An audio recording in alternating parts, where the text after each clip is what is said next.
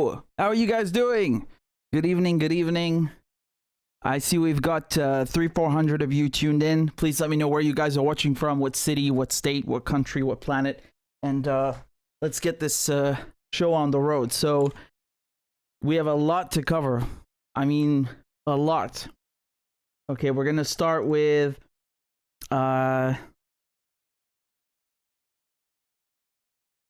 I'm going to start with what was happening in Palestine, because I think this might... I think I might have to split this into two parts because of what happened in Jenin and then what happened in Jerusalem, right? Even though they're connected. Okay, so let me just read out the chat. We've got people tuning in from Wales, from London, from New York, from Moscow, San Diego, Chicago, Kansas, Colorado Springs, Manchester, South Africa, Paris, Bulgaria, Los Angeles, occupied USA, Manchester, Iran, Barcelona, Norway, Nottingham. That's really great. That's really great. Kentucky, Pakistan, Amsterdam, Algeria. It keeps coming. Hello to you all. Hello guys. Hello. It's really great to have you.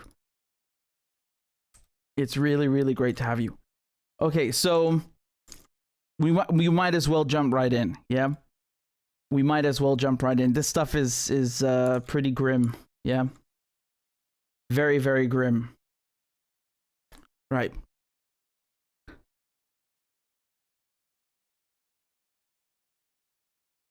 Okay. So I'm going to try to explain to you what's been happening in Palestine. We're going to start first with what happened in Jenin, in the Jenin refugee camp, and then what happened in Jerusalem the next day. So the Israelis basically, as you guys know, they've been storming and raiding Jenin refugee camp for the better part of a year now, right? And they famously they killed Shireen Abu Akleh, who worked as a journalist at Al Jazeera while she was covering these raids.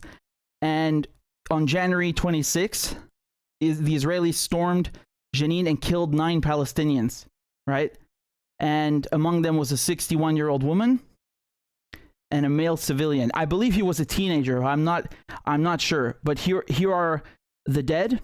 And actually, a 10th person died from his wounds about 2 days later, right? So in total, it's 10 Palestinians killed, 20 Palestinians wounded. And, you know, as a result, the PA, so Palestinian Authority, they said they're cutting security cooperation with the Israelis. And, you know, as usual, the Israelis go in and say, oh, they're looking for terrorists, right? It's the same excuse, right? This is a Dutch Palestinian filmmaker describing what happened. He said he was stuck in the middle of the firefight for hours and that it was crazy. There were snipers and drones. They used a bulldozer to block off a street. I read there was from the hospital when they were bringing in all the dead and the wounded, written in Arabic, what each person had died from, you know, and one of them had a crushed skull. So I believe it was a teenage boy. He had his skull crushed by an Israeli vehicle. And of course, the Israelis, you know, they even block the ambulances from picking up the wounded. Like here, I mean, this is really, it's something they do so often, right? I'm not even surprised. But here's a video of this happening, you know, on January 26th.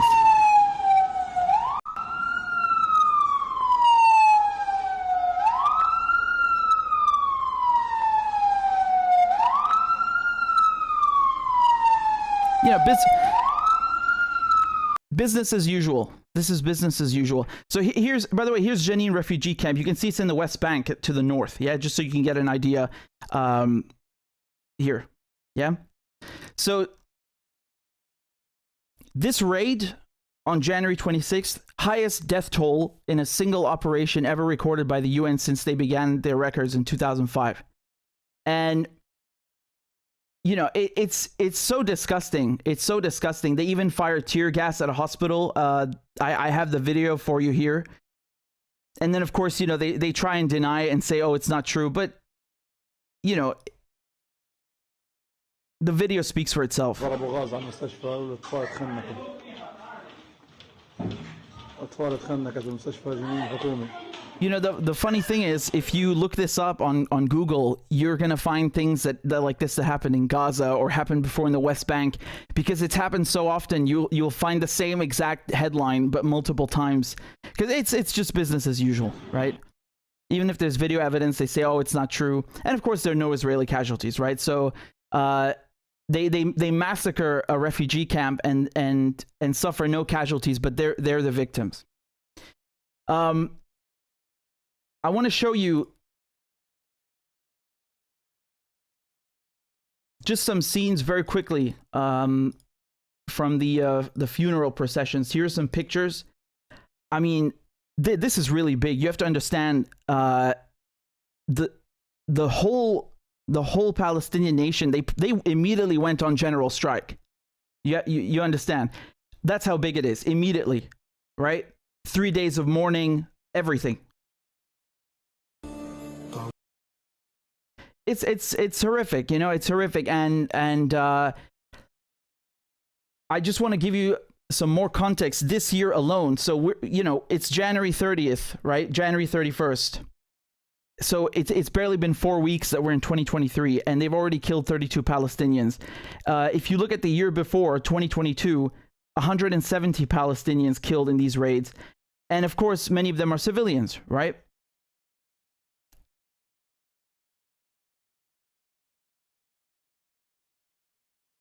I want to show you also, this is a statement put out by the youth, the Jenin Theater, which is pretty famous there because it's a very popular cultural spot and youth spot. And I just want to read you a few lines here, okay, from the Freedom Theater. So this is from a producer, right? His name is Mustafa Shetta. He's a producer at the Freedom Theater. He said, early this morning, I went to the Freedom Theater.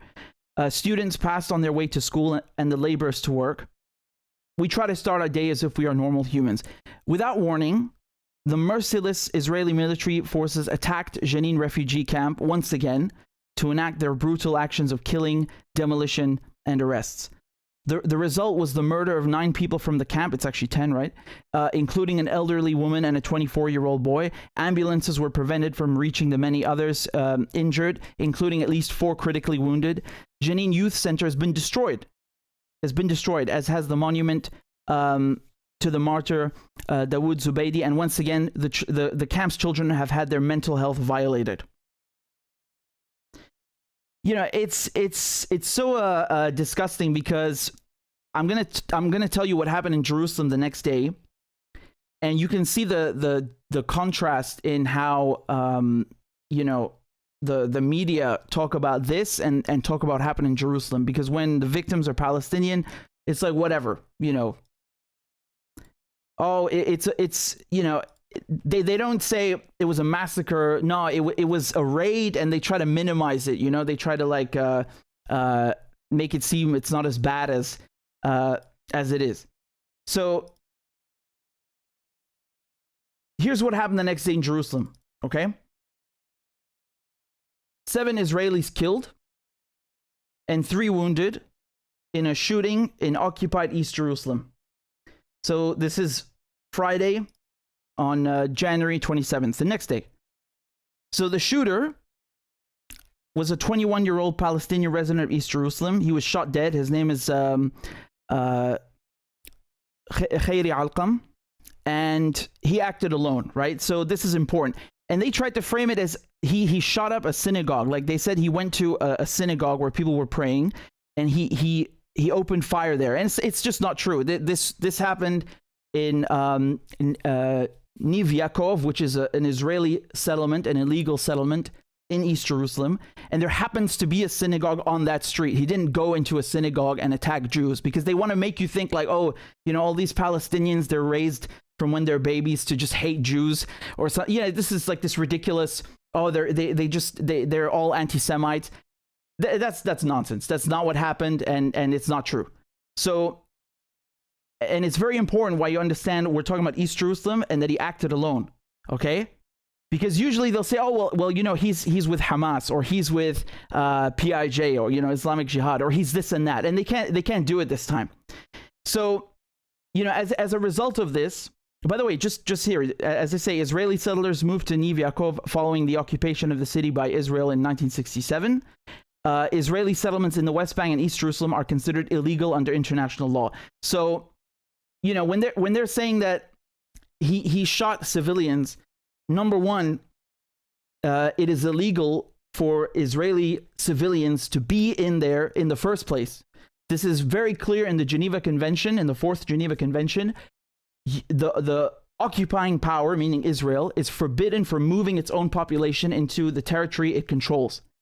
So if anyone is to blame, first of all, it's Israel, because they invaded it, they're occupying it since 1967, and they are putting their own civilians in harm's way. Now, when we say civilians, you have to once again remember we're talking about settlers. Okay, so when you talk about settlers in Israel, I mean, the guns are very important.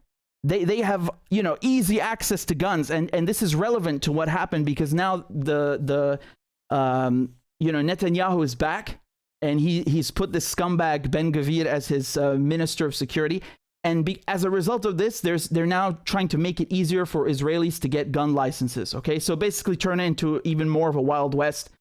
And one of their other plans, I'll show you here. This is, you know, this is their reaction to all this. Yeah, they're saying that in addition to making it easier for Israeli citizens to obtain weapons permits, on top of that, they're saying that if there's someone who carries out an act of resistance, terrorist, as they say, they're going to punish their whole family, right? And in this case, they have arrested 42 people, including family members. So it's incredible. In the previous sentence, they're telling you Alqam Khairi is believed to have acted alone, and then in the next sentence, they tell you that the Israelis arrested 42 people. Hold on a second. If he acted alone, what do these 42 people and his family members have any, you know, what do they have to do with it? This is collective punishment. This is what is known as collective punishment. And this is, once again, this is illegal under international law. Per the Geneva Convention, is very, very clear. You can't punish everybody because one person did something that you don't like. Okay? And again, you know, when they talk about that you know, this is terrorism, I just told you the Israelis have no right to be in East Jerusalem in the first place. You know, when the Ukrainians are shooting Russians inside of Ukraine, no one says, oh, well, they're shooters. No, they say, oh, they're liberating their homeland. I can point you to a brilliant piece that Stanley Cohen, who's a very great friend, and he's been on the show many times, that he wrote for Al Jazeera a few years back, and it's called Palestinians Have a Legal Right to Armed Struggle. And he goes through all, and he's an attorney, right? And he goes through all the international treaties and conventions that clearly say that, you know, if you are living under occupation, you have every right under the sun to take up arms and liberate your country. It's very, very clear. You know, it's not my opinion. It's not anybody's opinion. It's the law. The law is very clear. So, you know, they're trying to frame him as a terrorist, and it doesn't work. And then, not even 24 hours later, there's a 13-year-old Palestinian who shot 2 Israelis, also in Jerusalem. And do you see the pattern here that these guys are all acting alone? And if you look at the last couple of years, you'll have other guys that I covered here, other incidents that I covered here on the channel of young Palestinian men who are going out on their own, and they're committing or carrying out acts of resistance. And they don't belong to any group. They're not with Hamas. They're not with Fatah. They're not with PIJ. They're not with any political party. They're just doing this. Why are they doing this? What do they all have in common? They live under occupation. That's what they have in common. They are sick of living under the boot of Israel and the United States. And this shows you that there's a human instinct for, you know, that you fight for your country, you fight for dignity, and you fight for, you know, to liberate your homeland. And you can't, you know, the Israelis, they think that, oh, well, now we're going to punish their family members and we're going to confiscate their homes. That's another one I haven't told you about. That's another one of their new ideas. and we're going to give settlers guns. They think that this is going to fix the problem. It's not going to fix the problem, because you can't take away the instinct for, you know, for survival and freedom from within each Palestinian. You can't do that. You can't do that. It doesn't matter, you know, what measures you take. And you can't say, oh, well, they're terrorists and they're this and that. No, no, no, no, no. Not at all. And here's another thing that I just mentioned. They're also now going to make it easier to confiscate people's homes. So here's a video of the Israelis. They literally sealed off Khairi Alqam's home, right? Like with welders and everything, huh? It's not a joke. So, you know, if you resist the Israelis, they're going to take away your family home. They're going to arrest your family members. They're going to take away your family's social security, and they're going to even deport you. You know, like if you have the privilege of living as what they call an Arab Israeli, which is like basically you're a fifth-class citizen, you know, inside of Israel, then they will deport you from Israel, right? You're a Palestinian. You've been here for, you know, God knows how many generations. Oh, they're gonna deport your whole family, right? I mean, it's incredible, right? Just straight up collective punishment. There's no way around it. I mean, even in the Guardian, they say that all of this is illegal, right?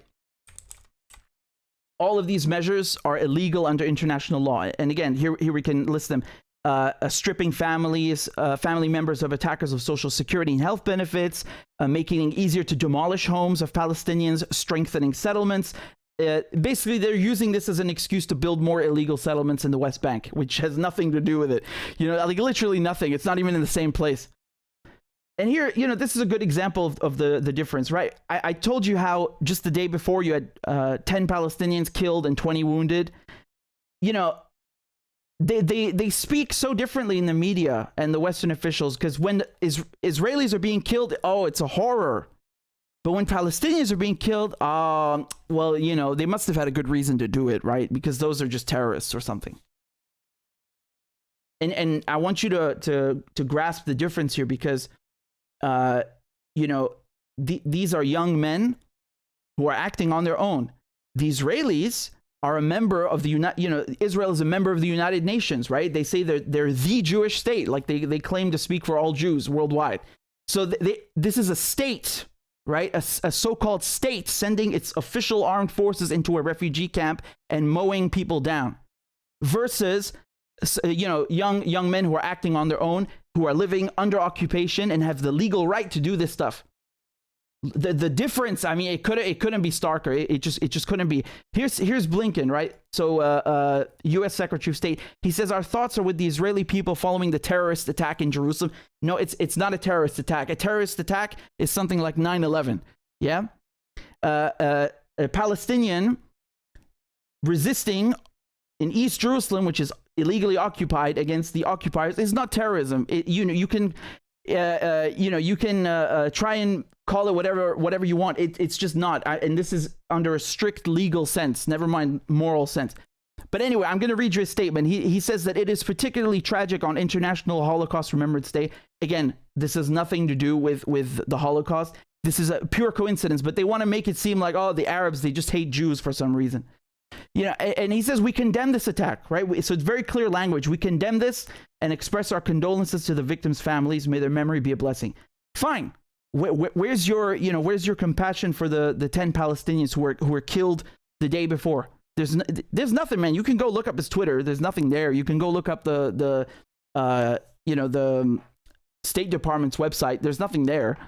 They don't care, you know. And this is why am I pointing this out? Because he's literally in the region. He just visited Egypt, and he just visited the Palestinians and the Israelis today. Literally a few hours ago, he's shaking hands with Netanyahu.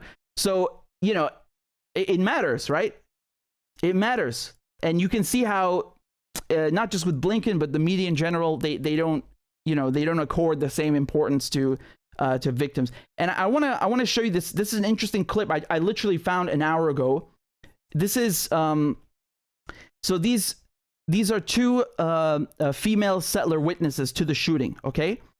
And they're talking to the media here in Hebrew. And so the tweet here says she implored Khairi not to kill her when he approached her, and he replied to her in Hebrew, not Arabic, in Hebrew, "We do not kill women," and continued on his way.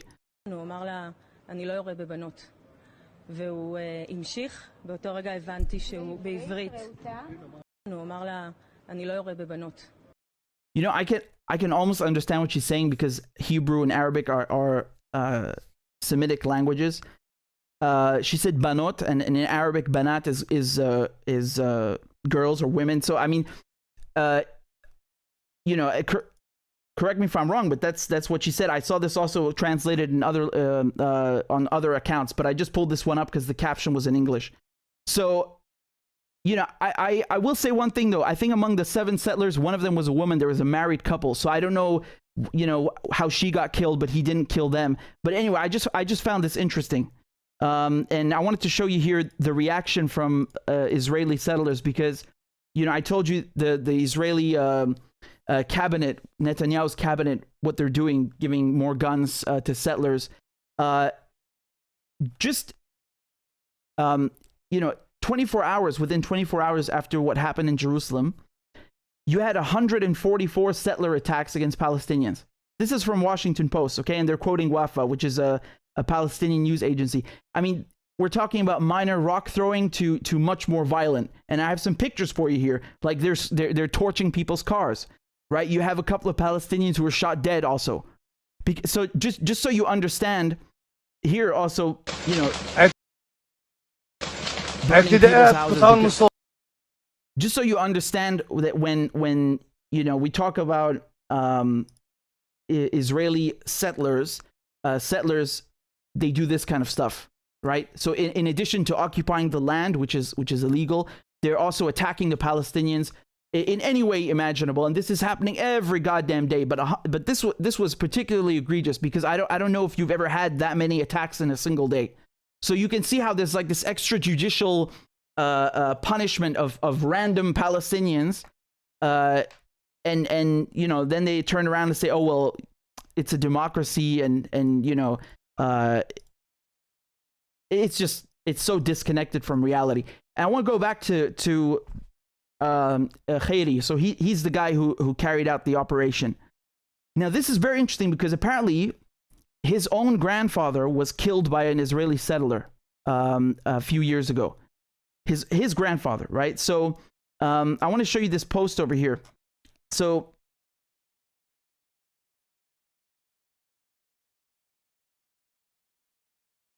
yeah, so in 2010, Ben Gvir, that's the guy on the left. So he's now the security minister, right? In 2010, Ben Gvir was the attorney of Perlman, this guy over here in the center. And Perlman was arrested on suspicion of murdering Khairi Alqam, but he was never charged. And so here we go. Khairi Alqam, who's named after his grandfather, he's the one who killed the 7 Israelis. And now this guy on the left is the Minister of National Security. I mean, it's kind of like a weird small world, right? How these individuals are connected. And I don't know if it's revenge for, you know, the murder of his grandfather, or he just got sick of living under occupation. I don't know what it is. But I thought it's interesting to mention this. And I wanted to play you here also a clip. Okay, this is from Daniel Levy. Now, correct me if I'm wrong. I think he used to be a negotiator for Israel, but now he's speaking about the occupation. And I just want to play you a little bit of what he was saying. If Europe is serious about Article 2 of its own treaty regarding human rights, if it wants to be taken seriously by the rest of the world as a normative actor standing for international law, for a rules-based international order, if it wants to have traction in that respect with much of the rest of the world that looks at the position on Ukraine and then looks at the position elsewhere and sees the Palestine-Israel situation as Exhibit A in double standards, if it wants to have that traction and win over the middle ground in the global south, then it has to act with consistency on a most egregious violation of international law. Let us be very clear, the situation is grave. The violations of Palestinian basic rights, human rights of international law take place every day. There is a permanent occupation and dispossession of Palestinians. There is structural inequality within Israel, and it is all well documented. Human Rights Watch and Amnesty International have come to a point where they have made a designation that a regime of apartheid prevails vis-à-vis Israel's treatment of the Palestinians. It's bad, and it gets worse. Impunity is the handmaiden to extremism. All of what we see is possible because the country acting in violation of international law is not held accountable. And therefore there is a choice for Europe, for this body. And the choice is whether to insulate its bilateral relations with Israel from Israel's illegal actions, or whether those are placed front and center of that bilateral relationship. Obviously, the path that has been chosen is the former. That leads to complicity in these human rights violations, and that means that Europe, unfortunately, has no standing in advancing peace or deoccupation. Right, and that's a very important point, because I'm gonna say this again. You know, all these young men, they have nothing to do with each other. They don't have a political ideology. The only thing they have in common is they're living under occupation, and you can't fight that unless you stop the occupation. It's the only solution. I want to show you a video here. This is after the massacre in Jenin, and look what he says in the video. So this is Fatah's secretary in Jenin, right? And he says, "We in Fatah, Hamas, and PIJ are fighting in Jenin together as one hand." And this is very important because, you know, these groups have have varying ideologies, right? Political, religious, and it's very interesting because you know, in the last years, you're seeing all of this resistance axis become stronger and more unified. So everything Israel is claiming it's trying to do, wow, we're going to go into Jenin and we're going to, you know, find all these quote unquote terrorists from PIJ. It's literally having the opposite effect. It's uniting everyone who is sick of the occupation, who supports the Palestinians even more, even if they don't have the same ideologies and positions, right? اليوم نقاتل فتح وحماس وجهاد وجبهة شعبية وديمقراطية. كل شعبنا الفلسطيني في الميدان وكل هذا الجيل نقول للاحتلال إنهم فتية آمنوا بربهم وزدناهم هدى. ندعو جماهير شعبنا الفلسطيني إلى حمل السلاح. اليوم اللغة بيننا وبين الاحتلال هي لغة السلاح ولغة البندقية. He's saying the only thing that the occupation understands is the language of well, violence, of the, you know, the weapon, the sword. I mean, you know, it's interesting because the Israelis, they want you to look at this picture here and tell you that these guys are terrorists. But when the Ukrainians are getting weapons, and not just machine guns, you know, and assault rifles, they're getting tanks, and now they want jets. That's not terrorism. That's liberation. That's, you know, it's resistance. There's no difference here. If anything, the Palestinians have a stronger case because they've been dealing with this shit for a long time. And before the Israelis was it was the British. So, you know, you want to support the Geneva Convention and all these various UN Security Council resolutions that also outline, you know, right to armed struggle. You want to support people who are fighting to free their homeland. The first ones you look to is it's the Palestinians. Very, very, very simple. So, you know, I know they want to say this guy's a terrorist, but I'm sorry, you know, legally the Israelis have no right to even be in East Jerusalem. None. They're illegally occupying it. That's not my opinion.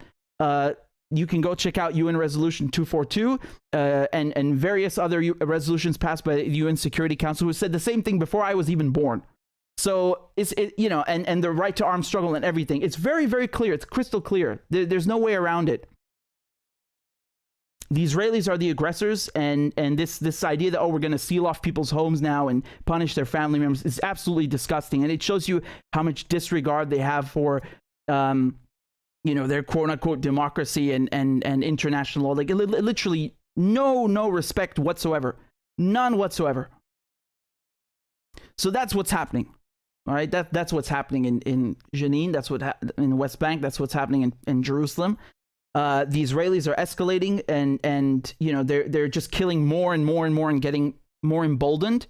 And there's a lot of discussion about, is this going to lead to a third intifada, which is like a basically uprising, because you've already had two intifadas in the past. The last one was in the early 2000s, and I don't want to make any predictions because the situation is so bad. I'm thinking to myself, oh man, there's going to be a third intifada, and then they do something even worse. So I don't know where this is going, but I can tell you one thing. The whole world has access to the internet. They have phones now. They have computers. They can all see what's going on in Palestine. They can all see what Israel is doing. This is not going to work anymore to just call people who are Palestinian terrorists and claim that they have they harbor some hatred of Jews. This trick doesn't work anymore. Everyone can see through this, and they can see who the aggressor is and who the occupier is and who's the one, and who is fighting to free themselves. It's very, very crystal clear.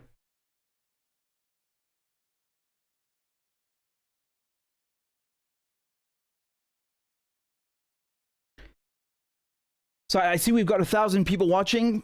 Thank you guys very much. We have a lot more to cover. Just please make sure that you've hit the like button, because it helps promote the video and the live stream to more people. Let me continue to the next topic. This was nuts. This was ridiculous. I can't believe this even happened. Honestly, this next thing. Okay, I see we've got 950 people watching.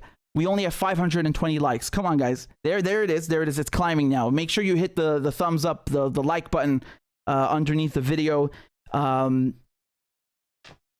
We want to get the same amount. All right, it's climbing now. It's climbing. Let's go. Let's get to 800. Okay, 950. So, okay, let me show you what happened.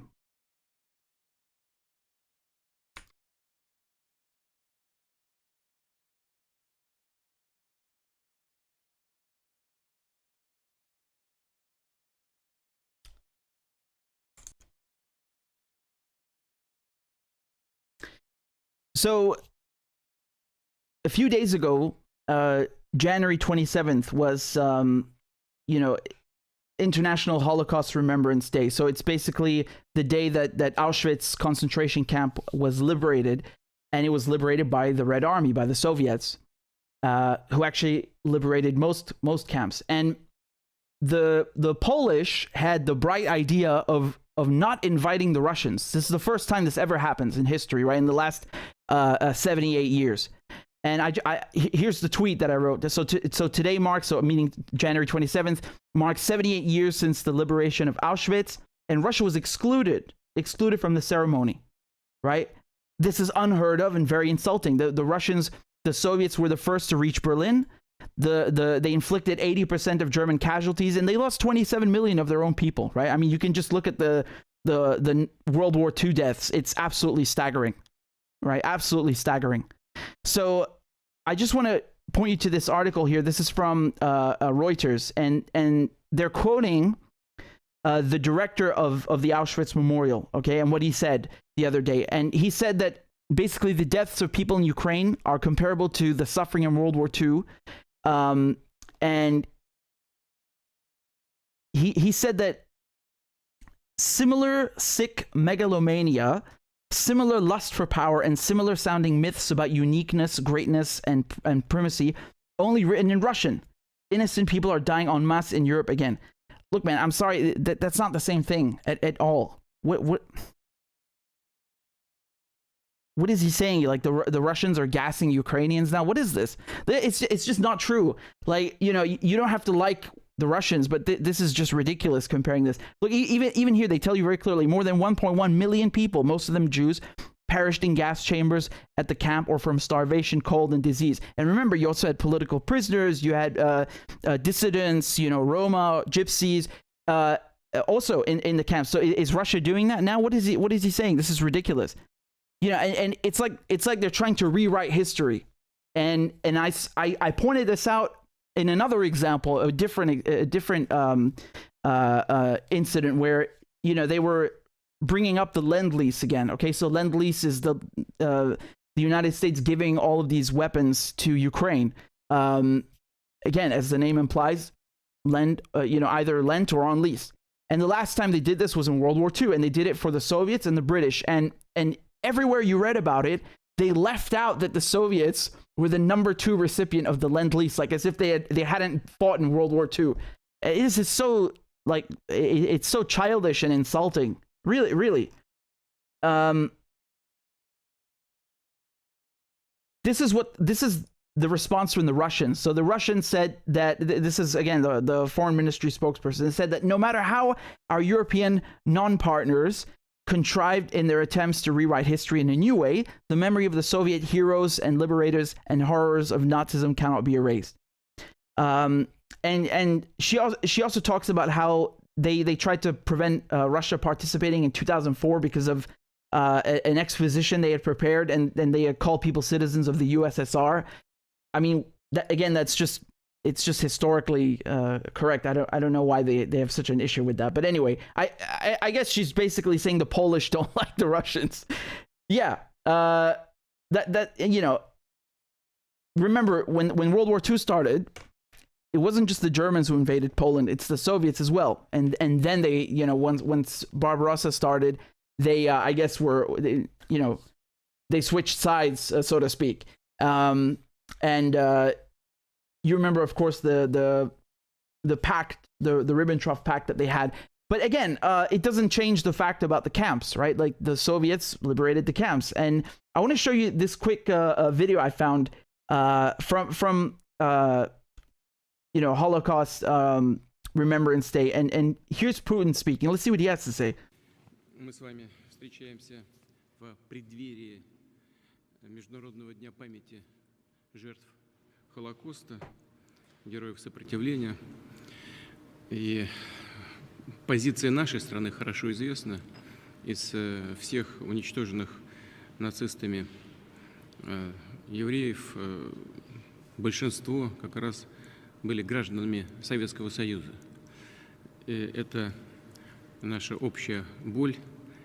Вы знаете нашу позицию сегодня. Она заключается в том, что мы категорически против предания забвению преступлений подобного рода, которые не имеют срока давности. И делаем это и проводим такую политику для того, чтобы ничего подобного в истории человечества больше никогда не повторилось. Мы с вами... Here, this guy, Soviet Jewish soldier David Dushman, he liberated Auschwitz by driving his T-35 Soviet tank. Do they mean T-34 or T-35? Through the barbed wire electric fence of Auschwitz-Birkenau concentration camp in occupied Poland, and thereby initiating the liberation.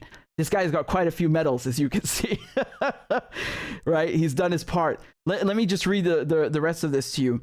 So he drove his tank through the gate, allowing Red Army ground troops from 322nd Rifle Division to enter the camp. Quote, skeletons everywhere. They stumbled out of the barracks and lay among the dead. Terrible. We threw them all of our canned food and immediately drove on to hunt fascists. The badass quote. I want to show you some, you know, it's also important to remember that the footage, a lot of the footage, not all of it, I mean, not a lot of it, all of it was filmed by the Russians. So they not only liberated the camp, they also documented the crimes. And this is, of course, very important, not just for history, but for accountability. And you can see, this is some of the stuff that they filmed when they liberated Auschwitz. And I was watching, yeah, you see this part where the women have come back in. They actually, the filmmakers, in the army, the journalists who were filming all of this, they actually asked them if they could, because when they first liberated them, they didn't say, hey, can we film you? They obviously took care of them and nourished them and gave them food and everything.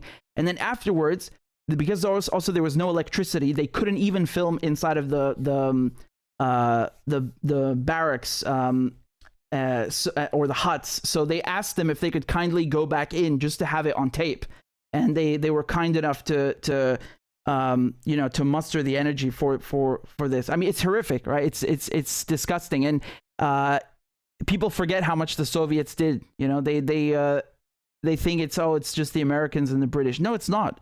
It's really, you know, yeah, you can say it's British intelligence and it's American industry and Russian manpower, but again, you know, the Russians, they not only liberated these camps, like I said, they caused 80% of German casualties. 80. That's the overwhelming majority, right? And they also lost more than anyone. So 27 million killed. I think it's split about equally. You know, half civilians, half enlisted. Basically in the army, right? So I think I don't know. I find it really childish and disgusting that they're trying to rewrite history just because. Oh, by the way, sorry, I didn't want to cut off. Look at how massive this thing is. Look how massive the whole camp is. It's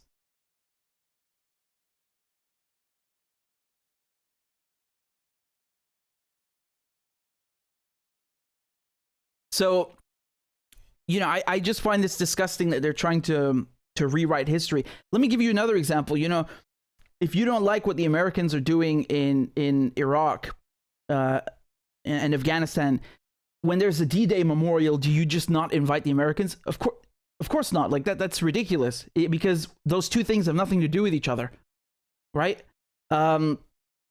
So I don't understand why there's like this new standard now with the Russians that, oh well, we don't like you, so your athletes can't compete. We're not going to invite you to commemorate the concentration camps that you liberated. You know, I don't know. We're not even going to mention that you were a recipient of U.S. weapons during the Lend-Lease. Like, what is this childishness? It's so, you know, dramatic and crazy. Look, I want to show you also this clip here. This is from a lady named Eva Kor, and she also recalls the liberation. She was at Auschwitz. We were liberated on January 27th by the Soviet army, and I didn't even know. Sorry, let me just turn that up for you, yeah? We were liberated on January 27th by the Soviet army, and I didn't even know who the Soviet army was. But all I really cared about, that they didn't look like the Nazis, and that was good enough for me. The camp, and I think many of the Nazi camps, as well as most of Germany, there was a lot of fighting, and from end of November until the end of January, so that all of December and all of January, about 60 days or so, there was continuous bombing, artillery, and it was very clear that this could not last forever, that someday soon that would end, when we were liberated, and how that would happen, we didn't know. So for about 2 months, there was continuous battlefield sound. And one day we woke up on January 27th, and it was quiet. It was very eerie to have such a quiet morning. We thought maybe this would be the day we would be free. But again, we did not know what that meant and how that would happen. So in the late afternoon of January 27th, a woman ran into our barrack, yelling at the top of her voice, "We are free! We are free!" Wonderful. What does it mean? We didn't quite know that that would be all that we would hear about it. And since Miriam and I were a little bit curious, we went outside to see what was going on outside. And this is when we saw people at a distance smiling from ear to ear. They didn't look like the Nazis. We ran up to them. They gave us chocolate, cookies, and hugs. And that was my first taste of freedom.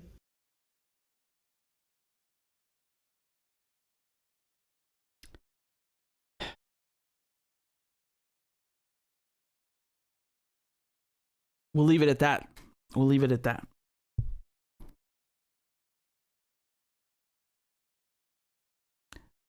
really crazy what those people went through, really. So let me show you this video that popped up the other day, and I mean, I don't even know what to say about this, really. It's just how predictable, really. Okay. So you guys all remember Victoria Nuland, right? So she's the Undersecretary for Political Affairs. She's also the woman who famously said, "Fuck the EU" on that phone call, which was released a few years back, right? In regards to Ukraine.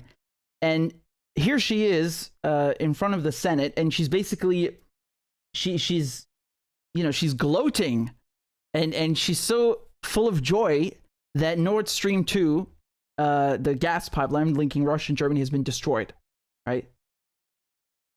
Senator Cruz, like you, I am, and I think the administration is very gratified to know that Nord Stream 2 is now, as you like to say, a hunk of metal at the bottom of the sea. A hunk of metal at the bottom of the sea. Please don't mince your words. I mean, look, we didn't need this to figure anything out, but I just to kind of jog your memory, this is her a few months ago, right? Talking also about Nord Stream 2, okay? With regard to Nord Stream 2, we continue to have very strong and clear conversations with our German allies, and I want to be clear with you today. If Russia invades Ukraine, one way or another, Nord Stream 2 will not move forward.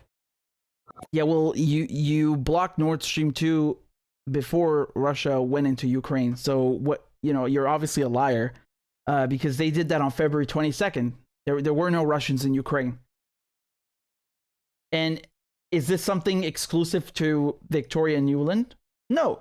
But anyway, here's Biden also.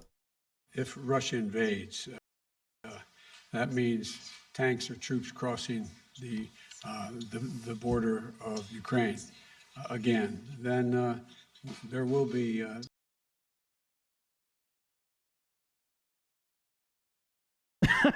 I don't know if it's the internet or it's Biden who's buffering. Well, you get the gist of it. And I want to show you one of our favorite neocons here on the show, Condoleezza Rice, okay? Now we need to have tougher sanctions, and I'm afraid at some point this is going to probably have to involve oil and gas. The Russian economy is vulnerable. 80% of Russian exports are in oil, gas, and minerals. People say, well, the Europeans will run out of energy. Well, the Russians will run out of cash before the Europeans run out of energy. And I understand that it's uncomfortable to have an effect on business ties in this way. But this is one of the few instruments that we have. Over the long run, you simply want to change the structure of energy dependence. You want to depend more on the North American energy platform, the tremendous bounty of oil and gas that we're finding in North America. You want to have pipelines that don't go through Ukraine and Russia. For years, we've tried to get the Europeans to be interested in different pipeline routes. It's time to do that. And so some of this is simply acting, and acting as quickly as possible. And of course, we have the infamous tweet from Sikorski, right, the Polish MEP, who said, "Thank you, USA," when the pipelines were blown up, right?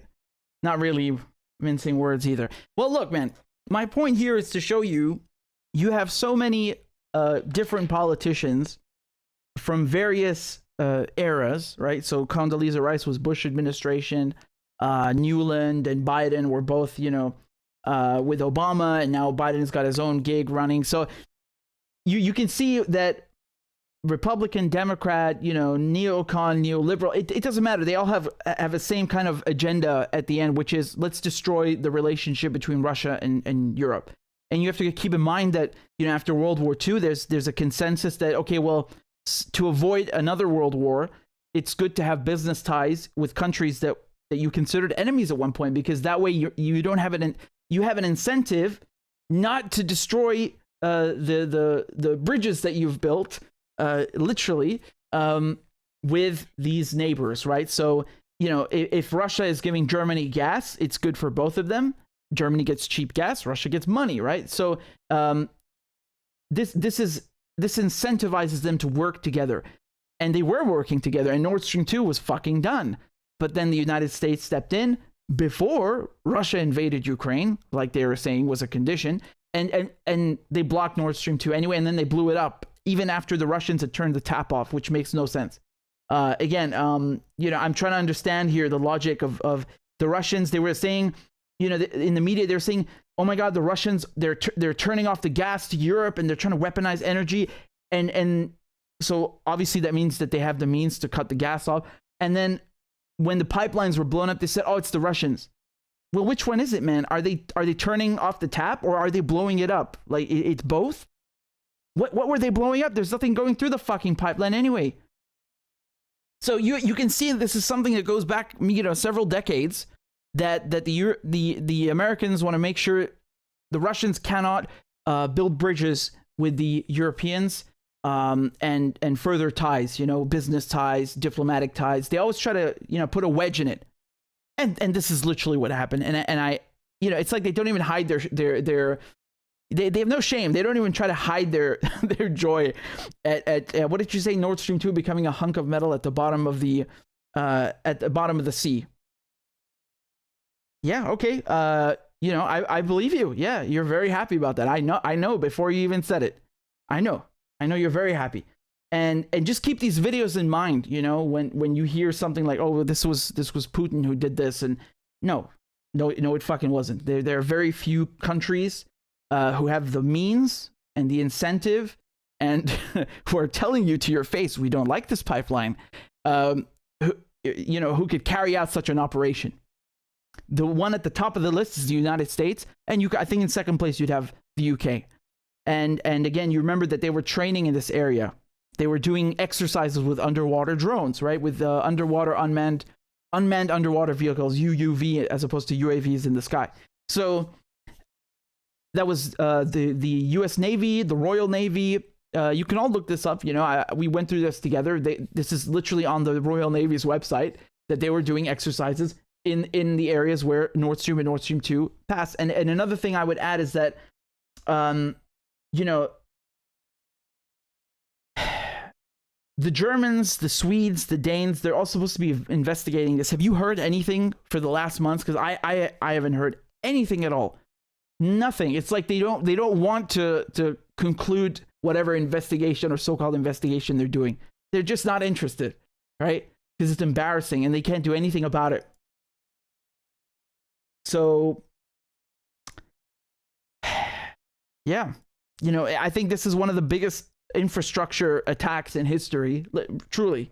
You know, it's by definition a terrorist attack, and it's carried out by a state actor, and no one wants to know who did it. No one has any ideas. No one has any conclusion after half a year. What is this?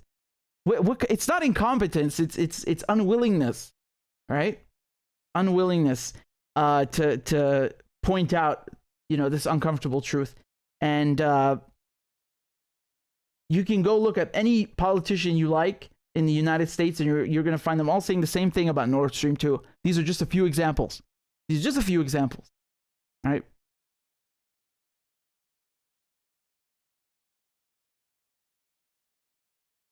And I found Rice's video the best. You know why? Because she's not just saying, well, we don't want the Russians, you know, running pipelines to Europe.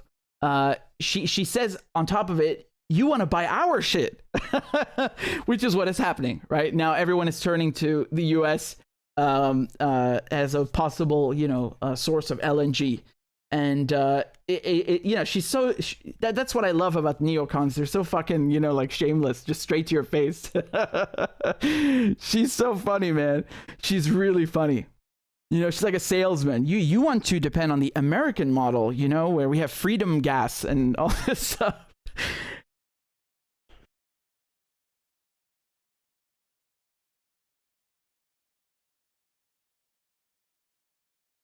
All right, on to the next one. On to the next one. We've got 1,000 people watching. Please make sure you hit the like button. It helps with the channel, and it helps us to grow. So, okay, let's continue with Ukraine, right? Because since we're already on this topic. So, Ukraine finally got those tanks they wanted, right? The United States will send at some point 30 Abrams tanks, and the Germans have said they'll send 14 Leopard 2 tanks, and the UK is going to send 14 Challenger 2 tanks. But now they want jets. So I'm not kidding. Like within not even 24 hours after getting the tanks, the Ukrainians saying no, we want fighter jets now. We want those birds you have in the sky. Remember George Bush? So this is what's going on. You can see here in The Guardian, Ukraine says US and German tank pledges are only the beginning and calls for fighter jets. Okay, so here this is from CNBC. Okay, let's just go through this quickly. So the dust is barely settled on the decision by the US and Germany to supply battle tanks to Ukraine, but talk has already turned to the possible use of other firepower, namely fighter jets.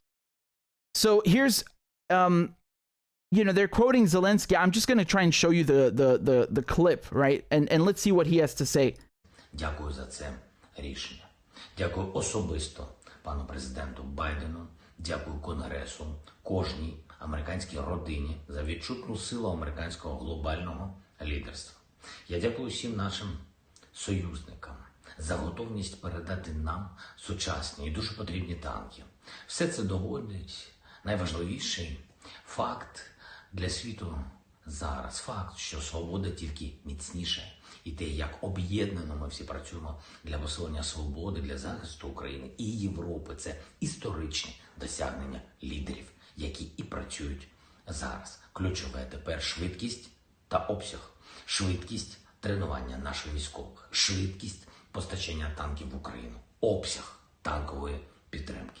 Ми маємо сформувати такий танковий кулак свободи, після ударів якого тиранія вже не підніметься. Ми можемо це зробити разом і тільки, так само, як ухвалюємо рішення сьогодні важливі. Дуже важливо, що є прогрес і по інших аспектах нашої оборонної співпраці. Я говорив сьогодні з генсеком НАТО Єнсом Столтенбергом. Маємо відкрити постачання також далекобійних ракет для України. Важливо, ми маємо розширювати і нашу співпрацю в артилерії. Ми маємо вийти на постачання літаків для України. І це мрія, і це задача. Важливе завдання для всіх нас. Чим більше оборонної підтримки наші герої на фронті отримують від світу, тим швидше закінчиться агресія Росії, і тим надійніше будуть гарантії безпеки для України, усіх наших партнерів після війни. Держава-терорист повинна програти. Право на життя людей має бути захищене. І так. Wow, he really, he put all of the platitudes in there. A fist of freedom. You heard the man. Bring out the F-16s. Come on. So he wants F-16s from the Americans and other countries who've bought F-16s. He wants the French Rafale. He wants the Eurofighter, which is, a project between Britain, Germany, Switzerland, Italy, and so on. And I want to show you here's the response. Okay, so German defense minister says, out of the question, no jets. You're not getting any fighter jets. Now, I'll get to what I think of that in a second. Here's what the French are saying. Okay, here's what the French President Emmanuel Macron said. And this is important because the Ukrainian defense minister was in Paris today, right? So let's hear what Macron said about giving Ukraine jets. Le deuxième critère, c'est que ce ne soit pas escalatoire. C'est-à-dire que les équipements que nous livrions ne soient pas de nature à toucher le sol russe, mais bien à aider à l'effort de résistance et de protection du sol ukrainien.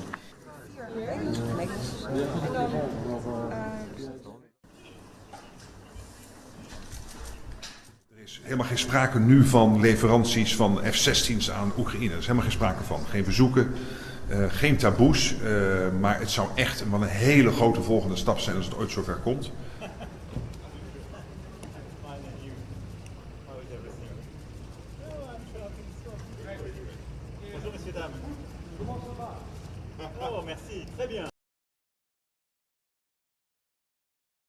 I mean, I don't get what he's saying. He says it shouldn't be escalatory. No, it literally is. Like, what? Well, how is it not? How is it not? Here's Biden. Okay, he was also asked about this. Let's see what he had to say. President. Will the United States provide F-16s to Ukraine? No. Mr. President. Okay, now I've shown you what everybody's saying. Now let me tell you what I think. The Germans are saying it's out of the question. Bullshit.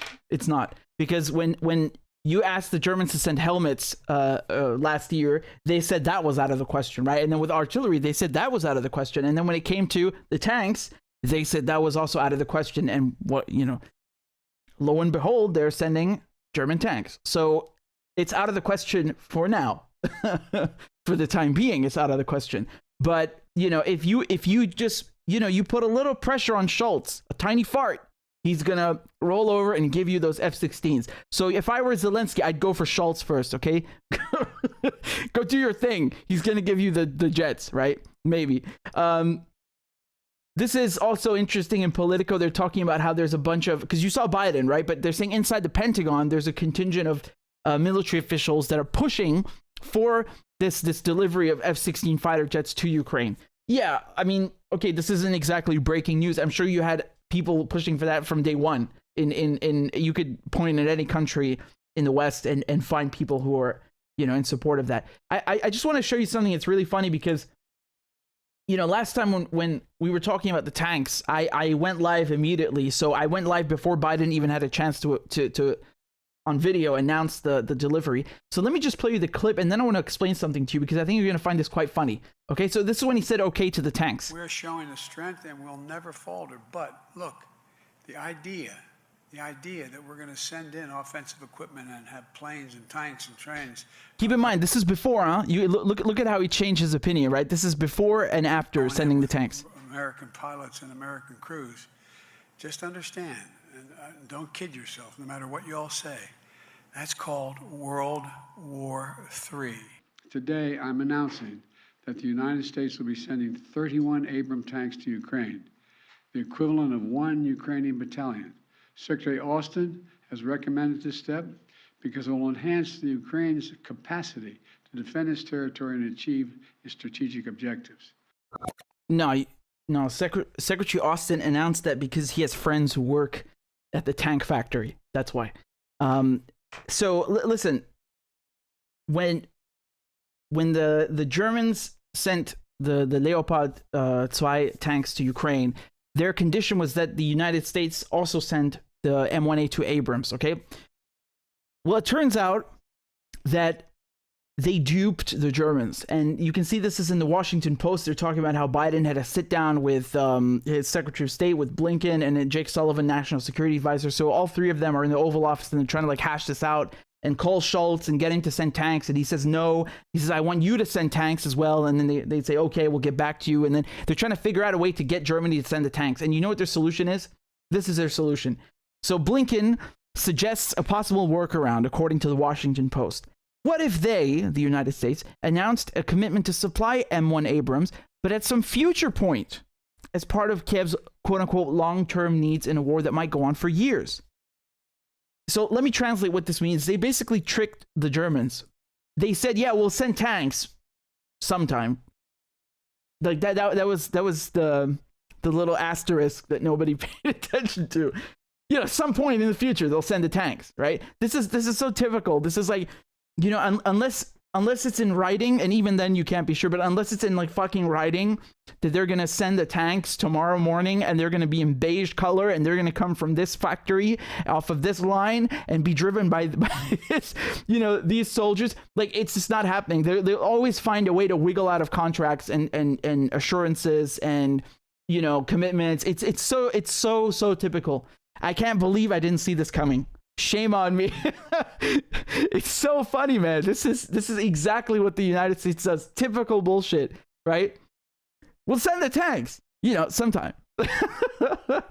This is so embarrassing for the Germans. It's really like, they have no control over anything, like their own fucking energy resources. Just okay, Americans blew our shit up. We can't say anything. Oh, okay. You want us to send tanks? Yes, master. Here you go. Here's some tanks. But you promised to send yours, right? God, it's so pathetic, man. Really. And you know, the when it comes to the jets, let me explain something, because with the tanks, I already explained to you, like, this is a very, very difficult undertaking, because you need to get Ukrainians now trained on completely different systems. You know, they're used to T-72s, maybe T-90s, I don't know, but basically Soviet era or Russian equipment. And now you're trying to train them on American tanks, and you're trying to train them on German tanks and British tanks. Yeah, you know, yes, NATO have some things in common, right? But still, you can't learn to drive a Challenger 2 and then hop into a Leopard. So now you've got all these Ukrainians who are training on different equipment. This takes time, right? On top of that, and with the jets, it takes even more time. Like, you need half a year, just to complete your training. Who the fuck knows what's going to happen in half a year? I don't know if there's going to be a planet in half a year with this shit, you know? So, and again, you know, this is very, very escalatory. And I keep saying that because they keep escalating, you know? They're hoping, like, okay, if we give the Ukrainians these jets, they won't bomb Russia. You don't know that. You guys remember before there was the same concern with the HIMARS, and then the Americans gave them short or medium range missiles, so not the 300-kilometer ones, so they can't fire in Russia. There were still some attacks inside of Russia. You remember? Just a few, right? Nothing too serious, but still, it was on Russian soil. So, you know, this idea that you can just, you know, loan them or give them these fighter jets and the Russians are going to sit back and take it. I don't know. Maybe they will, but I'm pretty sure there's going to come a point where the Russians are not going to just sit back and take it, and they're going to respond. And I don't know what that is going to look like, because, you know, you don't want to know what that looks like. That's why you don't do these things. You go and try to avoid this, right? You send diplomats so you don't come to this situation where you're walking on eggshells.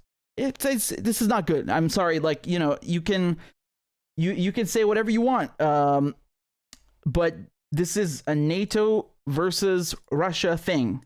All right, they make no mistake about it. Make no mistake about it. Let me just to further prove my point. Let me show you something over here. All right, give me a second. So we've got this goddamn genius over here. Where is our lovely foreign minister? Ah, there she is. Okay. I want to play you a video of the German Minister of Foreign Affairs, so Annalena Baerbock, and just listen to what she says, okay? Yes, we have to do more to defend Ukraine. Yes, we have to do more also on tanks. But the most important and the crucial part is that we do it together, and that we do not do the blame game in Europe, because we are fighting a war against Russia and not against each other. Thank you. You're what? I didn't quite catch that. You said what? You're fighting a war against who? Against Russia? In Europe, because we are fighting a war against Russia and not against each other. Thank you. Well, then that settles it, right? Because she said it. So, you know, either she's an idiot, or, you know, what's going on here. I mean, when you try to point out this is NATO versus the Russians, say, oh no, this is a Kremlin talking point. How dare you suggest this? Those jets that the Ukrainians want, they have nothing to do with NATO. Even though Zelensky's begging NATO countries, these tanks that are built in NATO countries have nothing to do with NATO countries. Nord Stream 2 was blown up by the Russians. I mean, and look at this bullshit here. The reaction from the foreign ministry after people saw this video is that this is propaganda. So let me just read this to you. Okay, they're saying that Russia has twisted comments by the German foreign minister about the war in Ukraine for propaganda purposes. A German foreign ministry spokesperson said on Friday, stressing Berlin's position that NATO must not become a party to the conflict. Who is twisting your words, man? Did you not just say that, quote, we are at war we are fighting a war against Russia. I'm going to play the clip again, and you tell me how you could possibly twist her words. Yes, we have to do more to defend Ukraine. Yes, we have to do more also on tanks. But the most important and the crucial part is that we do it together and that we do not do the blame game in Europe, because we are fighting a war against Russia and not against each other. Thank you. Apparently, if you quote a German minister, this is Russian propaganda. Wow. Okay. You know, if we're gonna talk about propaganda, let me say this. The statement from the German Foreign Ministry, that is propaganda, because when you cannot even quote a German official, you know, with her own words and not taken out of context. I played the whole clip for you, right? And then you say that quoting her is propaganda, or it's a lie, or it's twisting, or you know, putting words in her mouth. No, this is lunacy. This is complete lunacy. This is literally the state like trying to, you know, bend the truth and you know, like some 1984 nonsense. I mean, I this is the level of stupidity, right? This is what I keep telling you, that we've reached a real, you know, I put my hands up, but actually I'd be putting them down, because it's going, the standard is going down, right? Oh, we got to ban Russian athletes. Oh, we got to ban, you know, any news outlets that we don't like. Anyone who says something we don't like is a Kremlin agent. Quoting German minister now is Russian propaganda. Like, this is the level of fucking stupidity now that is the mainstream in the West. It's become even worse than whatever you thought it was. Even worse. There's no intellectual capacity. There's no reason. It's just fucking mindless sheep propaganda. You gotta follow what they say, or you're Kremlin this and Kremlin that. These people are fucking lunatics. They're lunatics. What do you expect from people who are like, you know, they're rolling the dice on World War III? Because none of these people can say 100% that World War III is not going to happen. They can't say that because they have no idea what the consequences are going to be with them sending tanks and sending jets, maybe, right? They have no fucking clue what they're doing. So the only reasonable thing is to question their actions. And I'm sorry, but, you know, quoting you, Frau Baerbock, is not fucking Kremlin propaganda. It's your goddamn mouth. Yeah? You said that shit. You. No one else said that. You fucking said we are fighting a war against Russia. Why are you fighting a war against Russia? That, you know, did you, was that a Freudian slip all of a sudden? Now you're trying to do damage control? Don't bullshit me.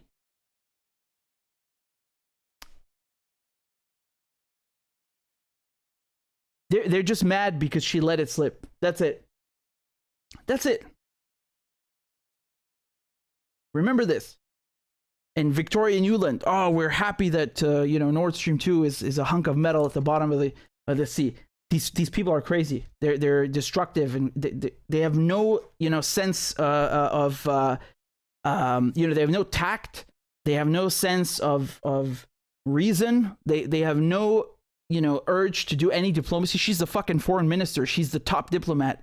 And this is her, you know, she can't even fucking speak properly. What is this? You should be sitting down with the Russians and trying to find some solution, not sending tanks. What kind of diplomat are you? You sound like a war minister.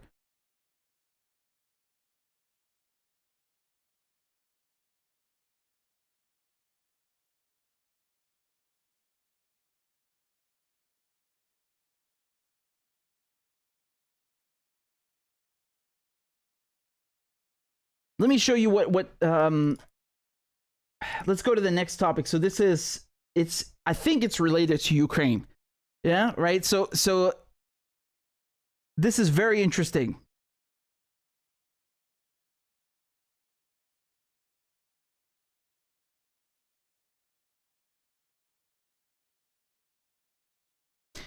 Okay.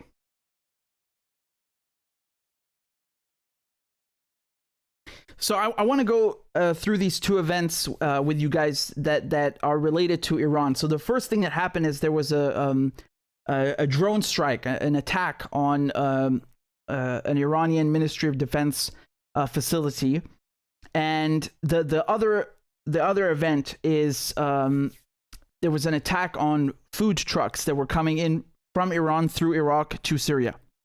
So let's go through the first thing, okay? So there, people are saying this was it was the Israelis. Some are saying it's the Americans. And there's a third party I'll show you in a second. But basically, this happened in Isfahan, okay? And there, the Israelis or the Israeli media are saying, well, the damage is very extensive. It was extremely successful. And the Iranians are saying nothing happened. The roof was destroyed or something. It was minimal damage. I'm not here to debate either of these things. I don't care about the extent of the damage because we're going to talk about the principle. We're going to talk about the principle of it. The Israeli position is that, well, of course, Israel should attack Iran, its nuclear facilities, its drone program, its ballistic missile program, because Iran is a threat, right? So apparently, they give themselves the right to do this. And they do the same thing with Syria, right? They bomb Syria. They say, well, we have to bomb Syria because there's Hezbollah in there, and there are Iranians there who are preventing us from bombing Syria, which we illegally occupy. So it's just like reverse aggression. Like Israel wants to bully everyone, but it is defending itself. It's the victim at the same time, right? So yeah, just twisted mentality. And so the interesting thing is that usually these drone attacks, you don't see that happening. I don't know the last time this ever happened in Iran. I can't think of a drone attack like this, because usually you have the Israelis assassinating a nuclear scientist or blowing up a nuclear facility or sabotaging it. But I don't remember anything like this, because this form of attack is usually what happened in Isfahan. This form of attack is usually something Iran and the resistance do, right? When I say resistance, I'm saying Iran, PMU, Syria, Hezbollah, Hamas. I'm speaking generally, but actually, the drone attacks, you can always see this happen on American bases in Syria and Iraq. So it's more Hashd al-Shabi in Syria and Iran, right? So this is something the resistance uses. So it's interesting to see that used against the Iranians inside Iran. And honestly, man, this is like a declaration of war, because I'll tell you something. You can say all you want. Oh, well, they were building drones in this plant. Yeah, so what?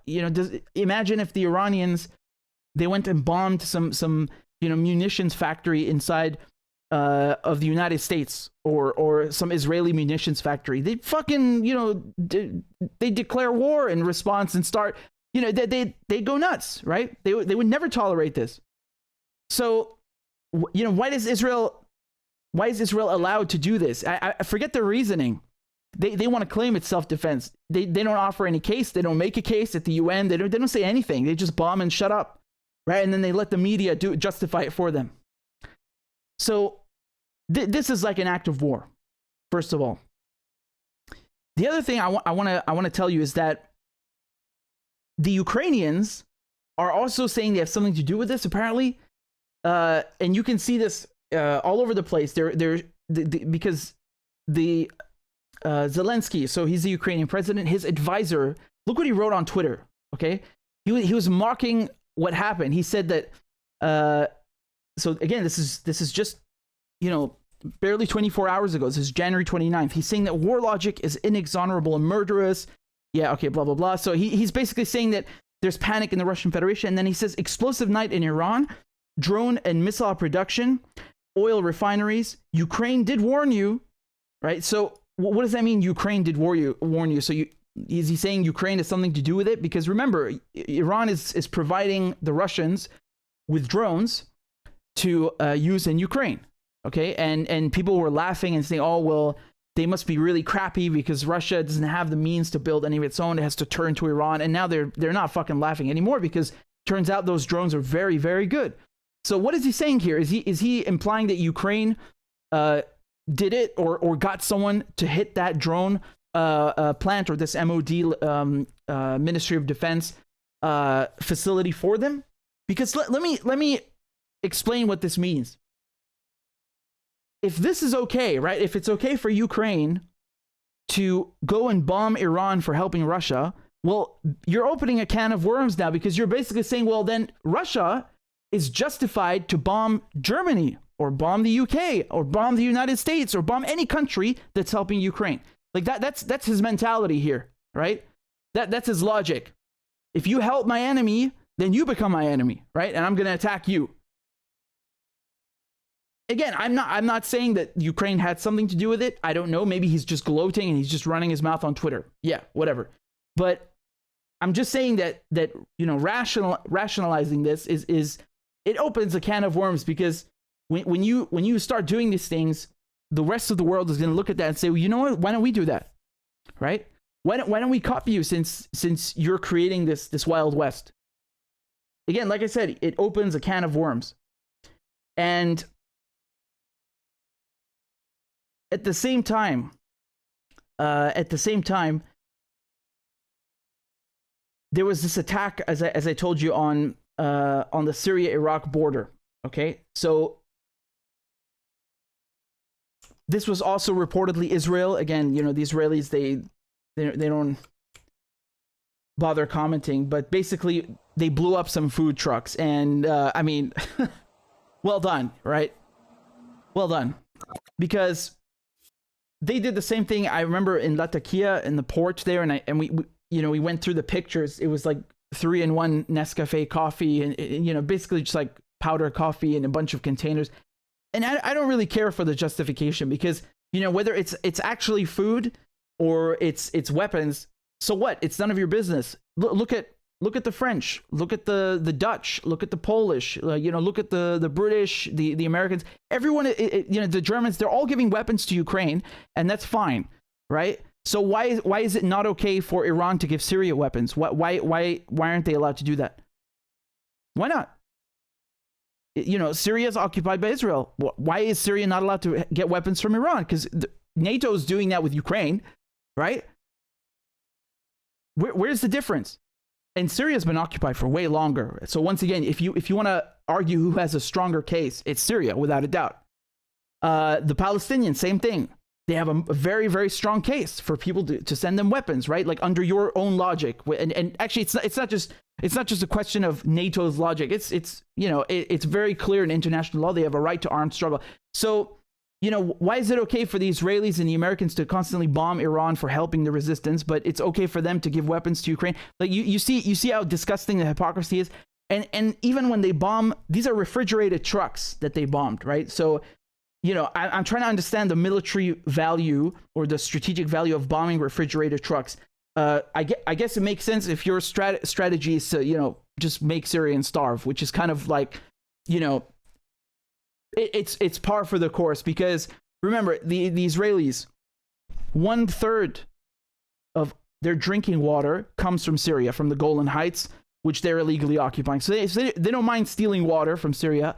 They don't mind destroying Syrian infrastructure. This is normal now. Like they've been doing this for 10 years now. All of these countries, with Israel's help. And Israel, of course, like I said, since 1967, they're occupying Syria. So yeah, this is par for the course. They'll say it's weapons because they think that somehow justifies it. It doesn't. It doesn't. So any way you look at this, whether it's food or weapons, they have no right to be doing this. And just think how sick this is. They target these food trucks. They even targeted oil. You remember how there were Iranian tankers bringing oil to Lebanon, which was distributed through Hezbollah, and then they were bringing oil to Syria, right? And what is that oil used for? It's just fuel used for electricity, used for generators. People are dying for fuel because of the war, because of the whole crisis, right? And they have no problem targeting that. There's a whole Cold War in this region because of the tankers war, as I like to call it, right? And I did several episodes for TV about that, about this tankers war. The Israelis would they'd blow up a ship bringing oil to Syria, and then in response, the Iranians would hit an Israeli ship. So Yeah, my point is that this is normal. They don't have, there's no taboo for them. They don't give a shit. It's food, it's weapons. They're gonna bomb it just because it's Iranian and going to Syria. That's it. That's a reason enough for them. So that's the inhumanity of it. This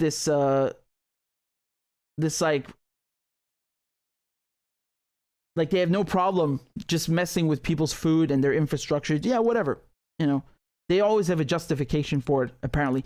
But I'm interested to know if Ukraine had anything to do with it. I mean, again, Ukraine is like, how much could they have to do with it? With Nord Stream 2, I don't think it was just the Ukrainians. I think obviously they could have proposed it. Maybe they didn't. But at the end of the day, the ones who actually have the means to do this, it's the UK and the US. And when we talk about what happened now in Iran and the Iranian trucks on the Iraq-Syria border, the Ukrainians don't have the means to do this, right? So it's probably the Americans or the Israelis. Now you have to consider that the Israelis officially so far, they've refused to take a side really between Russia and Ukraine, and this makes sense because the Israelis. A lot of Israelis are Ukrainian Jews or Russian Jews. Okay, so Israel wants to have good ties with both of them, and it's weird. It's very awkward because Russia is helping Syria, but Israel is bombing Syria. But Israel wants to have good ties with Russia. Russia's in Ukraine, but Israel doesn't want to upset the Russians by siding with Ukraine, and doesn't want to upset Ukraine by siding with the Russians. Yeah, international relations is very funny. My point is though. Would the Israelis go through all the trouble of bombing Iran just for the sake of pleasing the Ukrainians? I don't know. I don't think so. So some people have been speculating maybe it's the Americans who did that. At the end of the day, a lot of people don't see a big difference between the two, but still, it's worth considering. Another thought, that's worth reflecting on. I've noticed in the past that every time something happens with the Palestinians, there's like an operation or, an act of resistance. The Israelis, they kind of get mad and then they go and mess with the Iranians. They try to like send a message. And you really have to understand this Cold War that I'm talking about. It's not just the tankers. They send messages to each other with attacks and bombings. So, the Palestinians will do something that the Israelis don't like. And then in response, the Israelis will go and bomb Syria. Or they'll go and bomb something, of importance to the Iranians, whether it's Iranians who are helping the Syrians, or it could be Hashd al-Sha'bi. Remember, in response, Iran actually went and took out this Mossad headquarters in Kurdistan, right? Or let's say the Kurdish part of Iraq. Or they call it autonomous Kurdistan region in Iraq. So it's back and forth all the time. So some might be speculating that after what happened in Jerusalem with this guy who shot 7 Israeli settlers, that the Israelis maybe were responding to Iran. But I don't know if this makes sense because we were, the consensus is that Khairi Alqam, the guy who killed 7 Israeli settlers, was acting alone. He didn't have anything to do with Iran. He didn't have anything to do with Fatah or Hamas or PIJ or anyone, right? And it speaks to the point that I was making earlier, where these people are just, what do they have in common? All these young men, they're sick of occupation. That's it. They don't need to be in any group. They don't need to have any connection to anyone. That is the real reason. It's right there in front of you. You don't need to look any further. So I don't know about that, whether those two can be connected, but it's just food for thought. I think this is just, the Israelis and Americans doing their usual shit against Iran, whether it's in Syria or it's in Iraq or it's this time literally inside Iran. But again, the food trucks, just to show you on the map, like this is an Abu Kamal, which is very, very strategic point, right? It's right on the border, and they say, well, these were terrorist trucks because this area is controlled by Hezbollah. Okay, let's entertain them for a minute. Let's say it really is controlled by Hezbollah. So fucking what? Hezbollah have the right to be in there as at the invitation of the Syrian government. Is this Israel? Is this Washington D.C.? Did anyone fucking ask your opinion? Wait, so what? again, it's like they just come up with reasons that people will swallow when they're watching TV. Oh, Hezbollah, that sounds Arabic. They must be terrorists. It's so dumb. Like this sheep mentality, man. It's so, it's so childish and primitive. So, whatever they want to say, I'm sorry, but like a convoy of food trucks or even weapons, where's the taboo? Where's the taboo? Every single day we're talking about, we'll put weapons for Ukraine, weapons for Ukraine. Okay, so weapons for the Palestinians maybe, no? Right? Weapons for the Syrians maybe, no? I don't know. Fair is fair, right? This is what happened. And I can guarantee you there's going to be a response from the Iranians just because of the dynamic of this Cold War that I'm talking about, right? It's going to come in one form or another. That's how it's been going on for years and years now.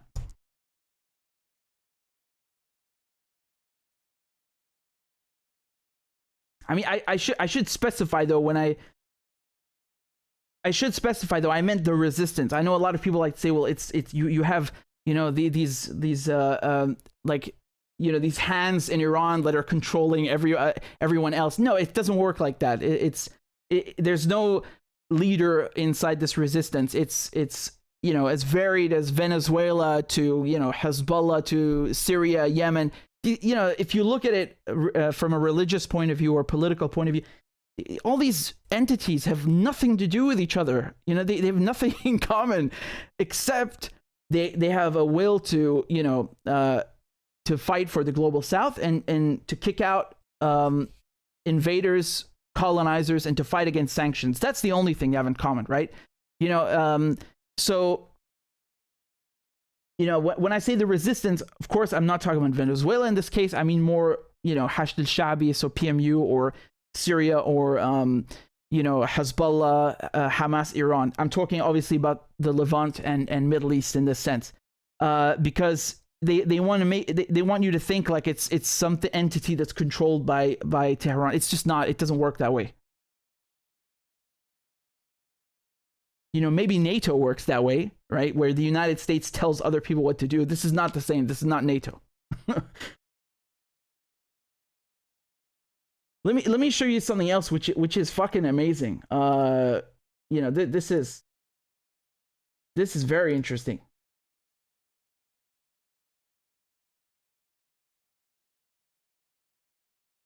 Since we're talking about Iran and the resistance, right? So okay, 1 second, guys. Let's get something to drink, and I'll be right back in a minute.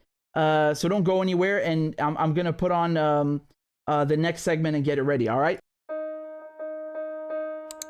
Sweden wanted to join NATO. They broke with their decades-long neutral stance.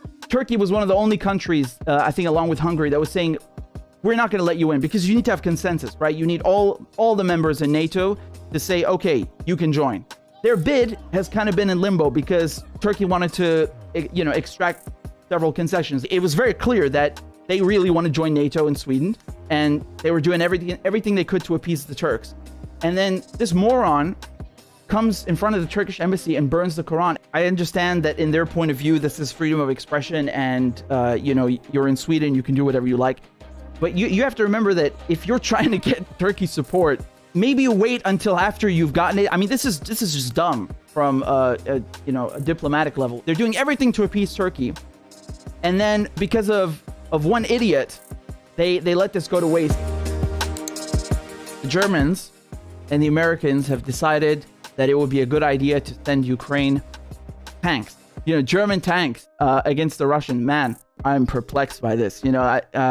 What do they think is going to happen? Because even if you can train the Ukrainian crews who are used to Soviet tanks to operate British tanks, and then you got to train them to operate German tanks, and then you got to train them to operate American tanks, and that's if they can even maintain the logistical supply line to work with these tanks, to keep them running. What kind of door are you opening now for the Russians to do? I mean, this is very clearly escalation. While Germany and the US are saying, yeah, we're going to give Ukraine tanks, the doomsday clock has been moved to 90 seconds to midnight. So this is basically, it's a measurement of how close we are to the end of the world, to the apocalypse, to annihilating the planet with nuclear weapons, right?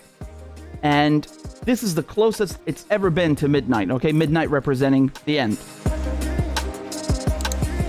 Ukraine's most senior military commander has said that his forces need about 300 Western tanks. Over the last year, NATO allies in Eastern Europe supplied Ukraine with Soviet-era and Russian-made tanks that have been ground down or destroyed in constant fighting. Soviet-era and Russian-made tanks. Now, Ukraine, having been a Soviet satellite state and part of the Soviet Union, it was part of Russia, you know, all of its military personnel being trained on Russian tanks. What do you think they're going to do with American tanks or German tanks, which they are not trained to operate? The Ukrainians know how to operate Russian tanks. That's all they know how to operate. The Ukrainians only use Soviet stuff, right? Until the last couple of years and until now. You know, this is the first major influx of NATO weapons. And again, NATO's been training Ukrainian forces, but Challenger tanks, this is brand new. If they can't even use the tanks that they're trained to use, what makes you so confident they're going to know how to use a Leopard 2 or an M1A2 or a Challenger 2? Man, people train on those things for fucking months and years. Both of these home secretaries, okay, Suella Braverman and Priti Patel, both their parents came to the United Kingdom, and under their own laws as home secretary, they themselves would not have been able to come to the UK, to be born in the UK, and to have a life there. So, like, the hypocrisy is so disgusting, you know, like, I got what I wanted, I'm okay, I'm secure, I can live in the UK, I'm the home secretary now I'm gonna shut the gates. Now I'm going to screw people that have literally nothing, that are so desperate they're, you know, risking drowning in the Channel or the Mediterranean Sea. People have to resort to risking drowning. They have to resort to, you know, hiding in trucks or swimming across the Channel, if everyone's ever done that, you know, crossing the Channel because of her policies, because she forces people into doing that, right? So you literally have no choice. You have to be in the UK to begin the application. What are people supposed to do? Just teleport, you know, for 5 minutes, write down the form and just get out of the UK? This is ridiculous. She's a liar, just like the one, you know, her predecessor, Priti Patel. Why is Germany reluctant to give the Ukrainians tanks? That's a really tough one. I wonder why. Germany has long refused to send its most potent weapons to countries in conflict, a byproduct of its legacy of starting World War II and World War I. That's horse manure, because Germany does send weapons to countries in war. You know, Saudi Arabia is one of them. So to get around this, the trick that they use is they don't sell the tanks and you know, the ordnance directly to Saudi Arabia. They move it to Italy, and then from Italy they sell it to the Saudis. So they basically just insert a middleman, and that's how they get around this very, you know, honorable principle of theirs, which they never abide by. You know, if you go and you look up the Yemen war, I mean, you're going to see weapons from fucking everywhere. You know, the Canadians have been selling weapons and making money. Britain, the US, Australia, everyone. And the Germans are no exception. So I mean, the idea is true, but they fucking send weapons. They goddamn do. They do. Do you see how they move like snakes? Do you see how they move like snakes? They get the media to whisper in your ear, "Oh, don't go on strike. No, don't strike. Don't strike. It'll cripple the economy." Oh. No, it's not, you know, like giving the army 800 billion to fucking bomb, you know, 20 countries. That's okay. That money, we can spare that. But if you go on strike where, oh my god, we're gonna lose like 2 billion a day, well, we can't afford that. You know the Pentagon has been audited, I think 5 times now, and every single audit was failed. That means they don't know where the money's going. The Pentagon is like a black fucking hole that sucks trillions of... All right, guys, we're back. We're back. Let me proceed to the next segment, and this is pretty incredible. This is rather incredible. So, guess what happened between Russia and Iran? They've linked their banks. Yeah. So here you can see this from Reuters. Iran and Russia link banking systems amid Western sanctions. I mean, this is spectacular, honestly, because, you know, when we're talking about linking their banks, you know, Swift is the mainstream messaging system that's used to communicate. Swift doesn't transfer money; it just communicates orders, right? So after 2014, the Russians started developing their own SPFS, it's called, and the Chinese also, they've been developing their own for a few years. But again, it's limited because, you know, even if you have your own system, you have to get all the other banks across the world to use your system. But now, because Iran was the first country to be completely banned from Swift, And now the Russians are also facing sanctions. You know, they're basically looking at each other and saying, you know what, why not? Let's just connect our banks. Screw them. We don't need SWIFT. Remember, SWIFT is very big, 200 countries. I think it's over 1,000 banks. So just again, to read you the main points here, they've connected their interbank communication and transfer systems to help boost trade and financial transactions. And here, this is the deputy governor of Iran's central bank saying that Iranian banks no longer need to use SWIFT with Russian banks, which can be for the opening of letter of credits and transfers or warranties. He also said that about 700 Russian banks and 106 non-Russian banks from 13 different countries will be connected to the system. I believe the number of Iranian banks is about 52, right? But again, it's not just the number. It's that you have the central banks, you know, taking part in this. And it's huge. It's really, really huge. I also explained this, how, you know, the Iranian systems is SCPAM and the Russians SPFS. They can just talk to each other directly now. And this is another iteration of de-dollarization, and I don't know what you want to call it, de-Swiftization. But that's basically what it is, right? It's the birth of a new model as a result of Western sanctions. And this is what I was talking about, where, you know, I said that the West are shooting themselves in the foot. This is what I mean, because right now you might, you know, look at it and you scoff and say, well, who cares about Iran and Russia? Who cares about, you know, a few hundred banks? Yeah, now. But even now, it's already significant. What do you think is going to happen in 2 years or 5 years or 10 years? Because, you know, just a few months ago, the Chinese, you know, I'm not talking about the messaging systems now, but payment. So in terms of credit cards, you know, in Russia, they have something called MIR, M-I-R. That's their alternative to Visa and MasterCard. And, you know, because of the sanctions, Visa and MasterCard pulled out of Russia. And if you live in Russia and you have one of those cards, you can use it still inside of Russia, but you can't buy anything outside of Russia with your Visa or your MasterCard. You're isolated. So what did the Chinese do? The Chinese, they have Union Pay, and they basically just linked it with the Russian one, right? So after that happened, the Iranians and the Venezuelans said, we also want to be linked to you guys. And now, in addition to the payment systems, now you have the messaging system being expanded. And this is really important because all of these countries in the global south, you know, especially BRICS countries, right? So I just mentioned too, Russia and China. They are growing at such a ridiculous rate. China, as you all know, is going to overtake the U.S. as the world's first economy. It's just a question of time, right? I know people always say in 5 years, in 10 years, and now it's already, you know, we're past that, but it's just a question of time. It's coming for sure. And you know, this is huge, man. Everyone wants to join BRICS, even the Saudis. The Saudis who are supposed to be, you know, the American lapdog. I don't like to say that because obviously it's not very nice, but I'm talking about the traditional relationship between Saudi Arabia and the United States, which is the petrodollar, the oil for security, you know, oil sells in dollars for security. So even the Saudis are kind of, you know, they're having second thoughts now, and they have expressed a willingness to join BRICS. Argentina wants to join the BRICS. Iran wants to join the BRICS. Everyone wants to join these countries because they're the future. So that's why this is significant. You've never had something like this before. This is huge.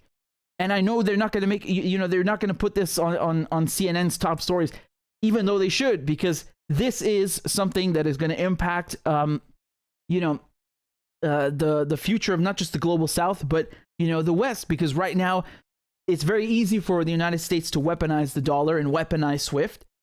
Yeah, okay, but you know, the more you push countries away, the more reason you're giving them to just cut you out and make their own system. And the United States has sanctioned so many people now, and you know, you should include the EU in that, right? It's the US and the EU. They've sanctioned so many countries now that they have become a minority. You understand what I'm saying? The sanctioned countries have more, their populations are bigger, their economies are on track to become bigger. So now it's like they've shot themselves in the foot, and they've isolated themselves in the end. That's the final result. And, you know, I don't need to tell you about the drastic effect this has when you cut when you target a country's oil sector, or like in Iran's case, the banking sector. You know, they thought with Russia it's going to be the same, but because Russia is you know, next to Europe, it has ties with Europe, business ties, literal ties with the Nord Stream pipelines. You know, a lot of blowback happened, a lot, and it's still happening. So, you know, they thought it's going to be a joke and it's going to be an easy ride, and it's proving to be the opposite. And you know, they're coming up, these countries that have been sanctioned, coming up with very creative ways, not just to bypass the sanctions, but to make their own system. So this is why I wanted to give you this piece of news. And one more thing, Turkey. You know, in Turkey, you have a lot of Russian tourists. They love going there. So, you know, in Turkey, which is in NATO and wants to be in the EU, and is kind of walking this tightrope, you know, between not pissing off the Russians and not pissing off the Americans. Turkey did not sanction Russia. Turkey expanded, basically made it easier for people with Russian Mir credit cards to pay for their stay or whatever their, you know, their expenses are in Turkey. So, you know, they basically expanded the payment system to accommodate Russians. So, you know, even though Turkey is not going to have the same positions as Iran or, you know, some of the other sanctioned countries, you can still see how, you know, most of the world is trying to maintain ties with the Russians and even kind of help them circumvent the sanctions, right? Because again, if you're Russian, you have these Visa and MasterCard, they're useless for you if you go to Turkey or go anywhere else. The Mir you can use, and the Turks are like, okay, well, you know, we'll expand it for you, which gives it more prestige and then makes more people want to adopt that, right? And the Chinese, they did. So I think it's very important to not overlook this story and think of the impact that it will have later. Remember, Iran and Russia specifically, so much gas, right? Russia's number one and Iran is number two. That's how much gas, proven natural gas reserves they have. So, you know, when they're linking their banking systems, you know, if you're in the treasury, I wouldn't scoff at this. Huh? Let's put it that way.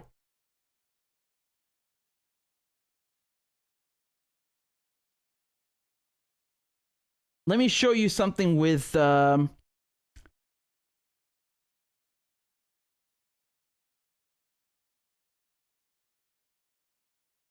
yeah, let's talk about this hysteria with banning athletes, okay, for a second, because I want to show you how this also backfired, how stupid this is. Okay, so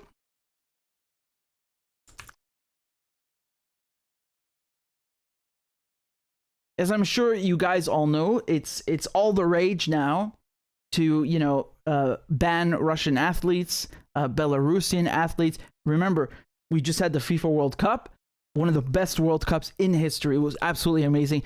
But the Russians were banned, right? FIFA just banned them from competing. And then, of course, in terms of tennis, you know, this first started with Wimbledon, right? And Wimbledon, they really shot themselves in the foot. They lost a lot of their prestige. They got fined for it because they decided to ban Russian and Belarusian athletes. In the beginning, I think it was, if you're a Russian tennis player and you want to come compete in Wimbledon, you have to publicly denounce Putin. And, you know, obviously, this, you know, on the one hand, they say he's a dictator and you're not allowed to criticize him, but please criticize him and put yourself in danger for us. You know, so what a contradiction. And you had people who did it, and even after going through this ridiculous ritual of publicly denouncing Putin just so you can compete in Wimbledon, they still banned Russian players and Belarusian players anyway. Okay? And it's not just them who did that, okay? But just to show you how stupid this is, despite these bans, look what happened. Look who won the Grand Slam. It's a Belarusian player, Sabalenka. And she's the first neutral. So basically, even though she won the Grand Slam, she wasn't allowed to put her own country's name on the trophy. And she's not allowed to display a flag. Okay? I mean, this is so ridiculous, right? And again, we're talking about the Australian Open. So I'm going to get to Australia in another aspect in a second, because Australia and Djokovic is another thing I wanted to talk about. Let me play you this video. And just listen to what she had to say here. Did missing Wimbledon make this any sweeter for you? That this victory comes and you're able to play a slam and win a slam like this in this kind of fashion? I mean, missing the Wimbledon was really tough for me, and it was a tough moment for me. But I mean, I played US Open after, and it's not about Wimbledon right now. It's just about the hard work I've done, and yeah, it's just about the hard work I've done. Okay, James. Irina, you said on Friday that if you won, you'd say what it was like to win as a neutral athlete. So I'm asking that question again, I guess. Is it strange to win it and not have your flag somewhere, or not have BLR after your name on the trophy? Does that take anything away from it? Sorry, I didn't understand the question. You're not allowed to have Belarus anywhere in the stadium, and I wonder if that takes anything away from what you've achieved, and whether that will make it different back home at all. Well, I think everyone still knows that I'm a Belarusian player, and that's it. She takes it pretty well, huh? Honestly, I'd be more livid if I were in her shoes. But seriously, well done. You know, despite all that crap being thrown her way, she still comes out on top. You guys, again, because we're talking about Australian Open, you guys remember about a year ago they banned Djokovic from competing because he wasn't vaccinated. And guess what? Guess what just happened?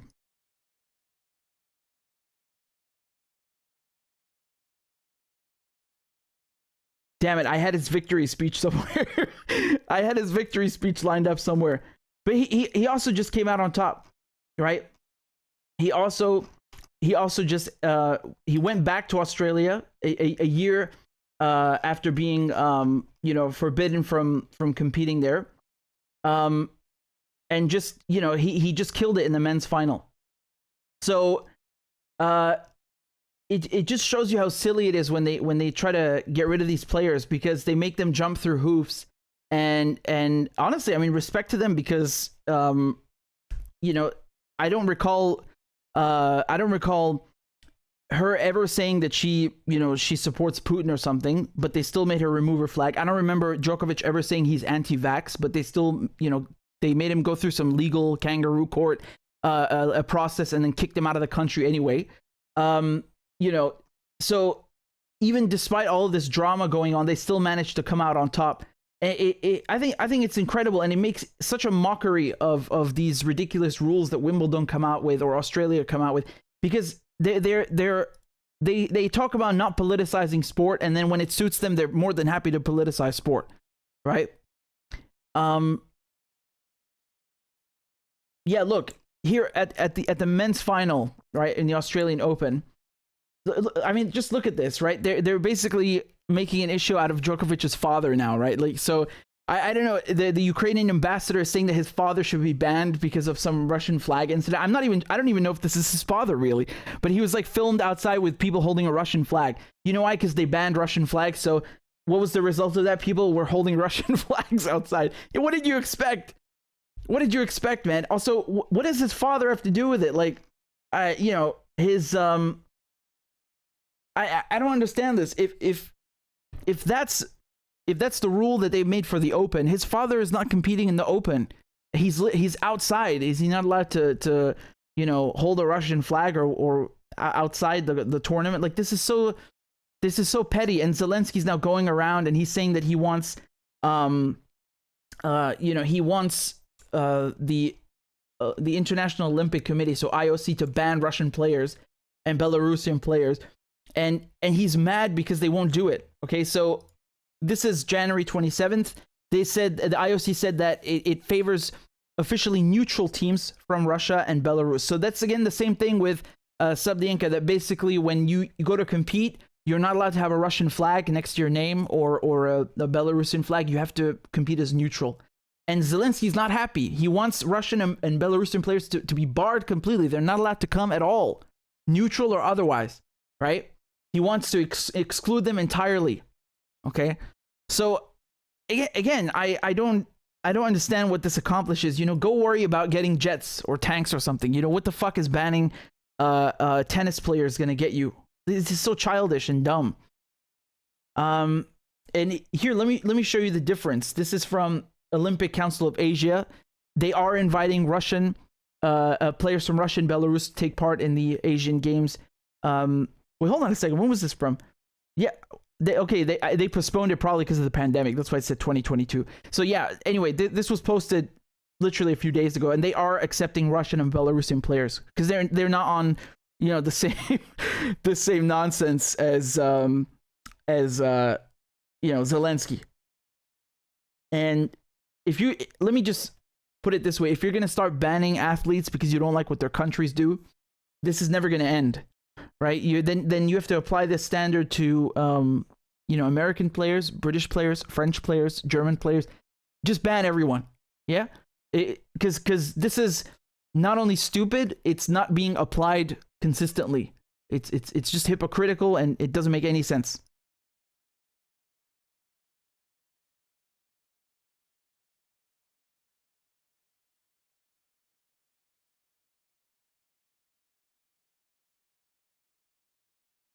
I wanted to talk to you guys. This is one of the top stories.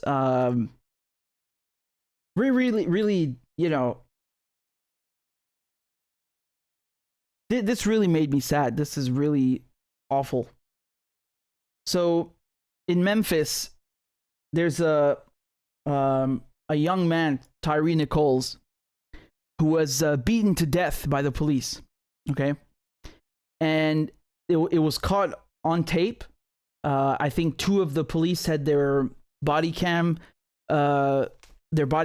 on, but it was also caught from a CCTV. I couldn't watch it. I'm sorry. Like I read what happened, and I'm gonna read to you what happened. It's too much for me. I can't watch it, and this time it's too much. And he was beaten so badly, his family couldn't recognize him. He was taken to hospital. He died 3 days later, and now it's caused an uproar. You have people all over the United States protesting, and there are several points I wanted to go through with you, but let me just give you the background. So Nichols he was a 29-year-old black motorist, because he was in his car when they pulled him over, right? So he was pulled over on January 7th, okay? So this is already a couple of weeks ago, for what the police claimed was reckless driving. There's no evidence. I've seen literally 0 evidence of reckless driving. They claimed this in the report. It didn't happen. After attempting to flee on foot, he was aggressively beaten by police. 3 days later, he died in hospital. So he's a father. He had a 4-year-old son. He's a skateboarder, a nature photographer. He comes from California, from Sacramento. And he had just moved recently to Memphis, right? And he worked with FedEx. Okay, so the police said on January 8th that he was taken into custody after a traffic stop that involved 2 confrontations with officers. You know, when they say confrontations, they make it sound like there was a fight. This was not a fight. They beat him to death. He didn't fight with anyone. They beat him to death. During the initial confrontation, Tyree Nichols fled the scene of the traffic stop. Following the arrest, he was taken to hospital in critical condition, and he died, like I said, 3 days later, January 10th. And they say he complained of shortness of breath. I think this is another lie that they put in the police report, because it's not in the video, and he's just not speaking. So his family said that the police beat him so severely he was unrecognizable.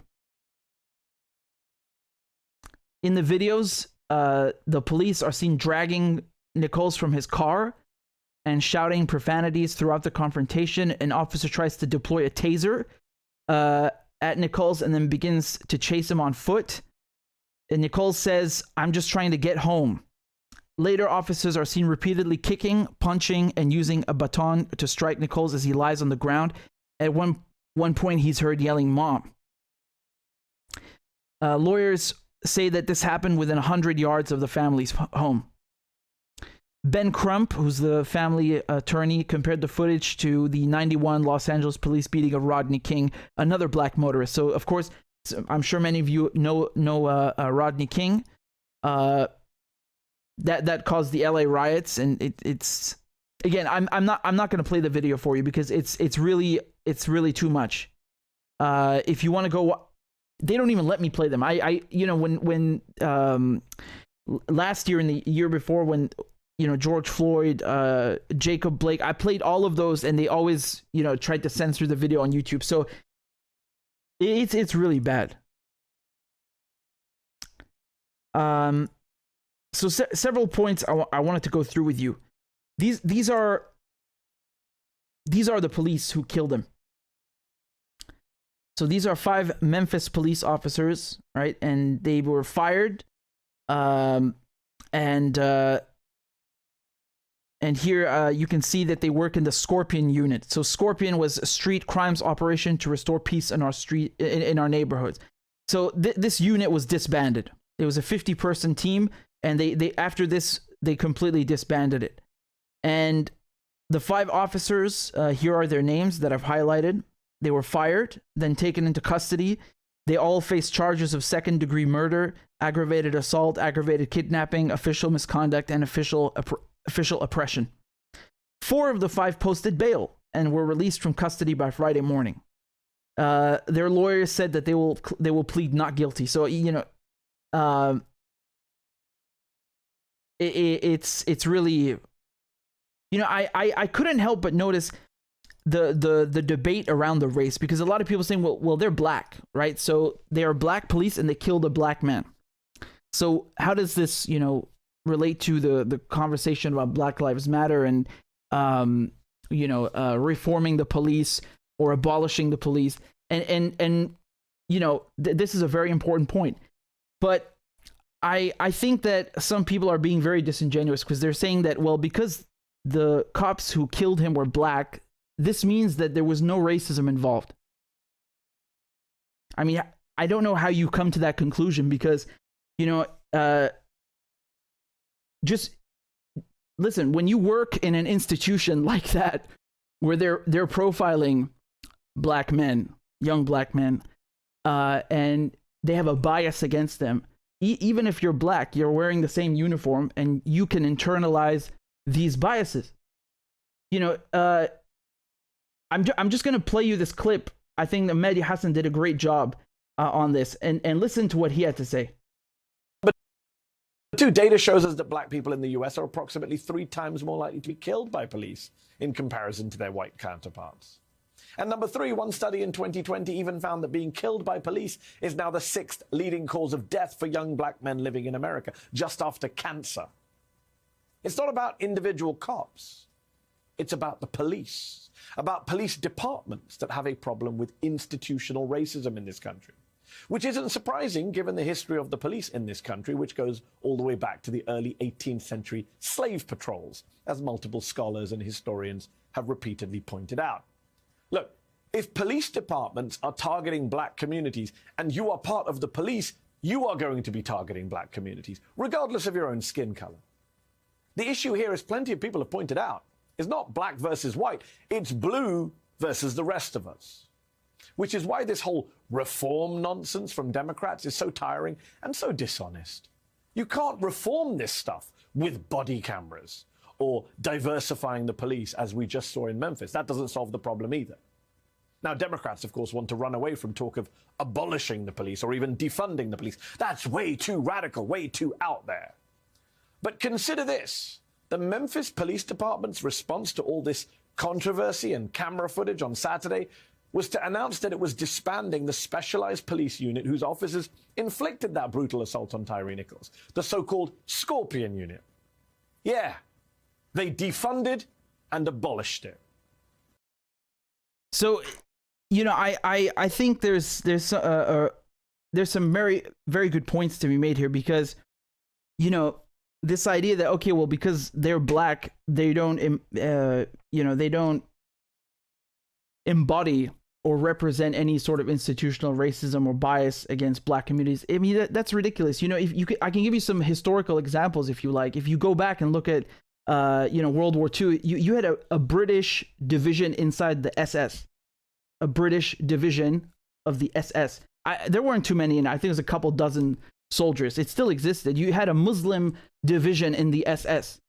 You even had the French collaborating, Pétain and the Vichy openly collaborating, happily collaborating with the Nazis. You can even find a few Jews who collaborated with the Nazis, right? So you can always find people who you would think they shouldn't be working with, this entity, and yet they are. So what these are just a few examples. So why is it so surprising that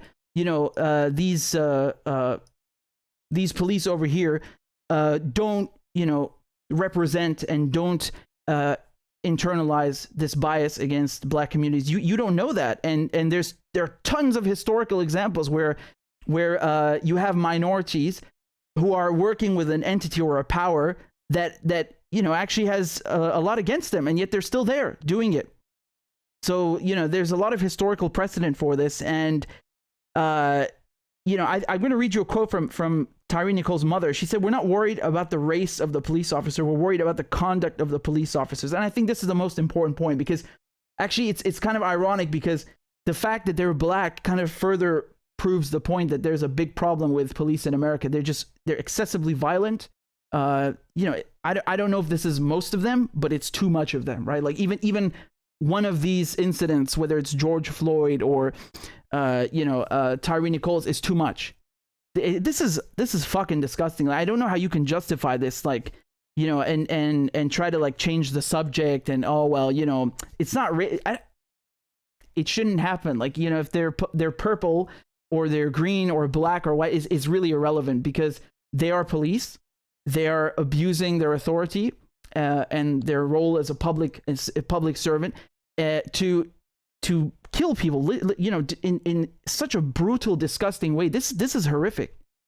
This is horrific. When you see this behavior, I'm struggling to understand what's the difference between a criminal and the police. Because if you don't have the badge and you behave like that, I don't know what you would get. Depends on the country, but you probably go to jail for a quarter century for brutally murdering someone like that. So just because they have a badge, they can get away with it. It's really disgusting. This is so excessive, so disproportionate, so unnecessary. This guy did nothing. He literally did fucking nothing. They say, well, he ran away. Yeah, because they were tasing him, and they were beating him up, and they were holding his hands, and then giving him orders that he physically couldn't even comply with. Like bullies. So I don't care that he ran away. That's not an excuse to murder someone because they ran away while you're trying to arrest them. I'm sorry, but there are tons of people who run away or resist arrest. You don't murder someone for resisting arrest. It's not, executing someone or beating them to death is not a response to, oh, you ran away. That's ridiculous. That's obscene. Who the fuck believes that? How is that civilized? And it's man. In this case, they beat him to death. In other cases, they just shoot someone for no reason. There's no training. There's no humanity. There's no. I don't know what to say. There's something very, very wrong here. And I'm not saying it's something that only happens in America, but if you look at in the UK, the police don't have guns there, and that doesn't mean there's no police brutality, because there is. And that doesn't mean there is no racism, because there is. But the fact that you don't have a gun, you can't just go around shooting people because they ran away or they didn't listen to you the first time you said something, right? So they're forced to treat the public in a different way and handle situations in a different way, even dangerous ones. And I don't see that at all here, because it's okay, whatever reason, we're just going to put out a gun and shoot you. And in this case, they pepper sprayed him, they tased him, and then they beat him to death, literally beat him to death. And you guys remember George Floyd, he choked him to death he put a knee on his neck. I mean, this is just barbaric. This is so unnecessary. And I'm really disgusted by this. I want to show you also here this tweet. All 5 officers who murdered Tyre Nichols are currently out on bond, right? So out on bail. While in New York, a cash poor, legally innocent person who commits a far less severe bail-eligible offense is locked up on Rikers Island until their trial, which could take years. this is not public safety. This is a really good point, because if you have people who are being sent to jail who are not convicted of a crime, they're poor. They just don't have money, and they can't post bail, or they couldn't pay whatever fine, and they are just stuck in jail. So that's not justice. That's not public safety. It's just making money for the prison industrial complex. That's really what it's about. The more cells that you can fill, the more you're going to line the pockets of the people who own the prisons and who run the services for the prisons. So it's a disgusting money-making scheme, and the fact that you can behave like some kind of barbarian, like these police did, and beat someone to death, and then you get bail posted while other people are just like rotting away on Rikers Island for doing nothing even comparable. I mean, that's disgusting. That is really disgusting. I wanted to show you also. This is someone on Twitter who was in the Air Force. She was a ranger also in the National Park Service, and I wanted to show you her thread. So she said that she said, "I have been taught to yell, 'Stop resisting' and 'drop your weapon' after firing a gun." She's talking about police training, right? She was taught to yell, "Stop resisting' and 'drop your weapon' after firing a gun because bystanders will remember you said it, and their memory will automatically reverse the order of the events to make it make sense. Their testimony will support yours because of this," right? So you understand what she's saying? She's saying that she was taught to yell these phrases after shooting someone so that the witnesses in the street, they remember this and try to make it the officers or the police look good, even though they probably, didn't have a good reason to shoot anyone. She says, "I've been told to loosen up and have fun. Why are you so serious?" when doing a shoot or don't shoot scenario training. She continues, "I have been told that de-escalation techniques will get me and other officers killed. And as a smaller LEO, I was justified escalating my use of force faster than my colleagues because I was always in danger, so I should use it. I've been told my only job is to go home at night." You see, I think this is a very, very bad thing that, they basically tell them, well, if you feel, a microcosm of danger, you're allowed to just execute someone. This is ridiculous. I'm sorry, but, how do you think the police in England are running this country without guns? If they can do it, you can do it too, right?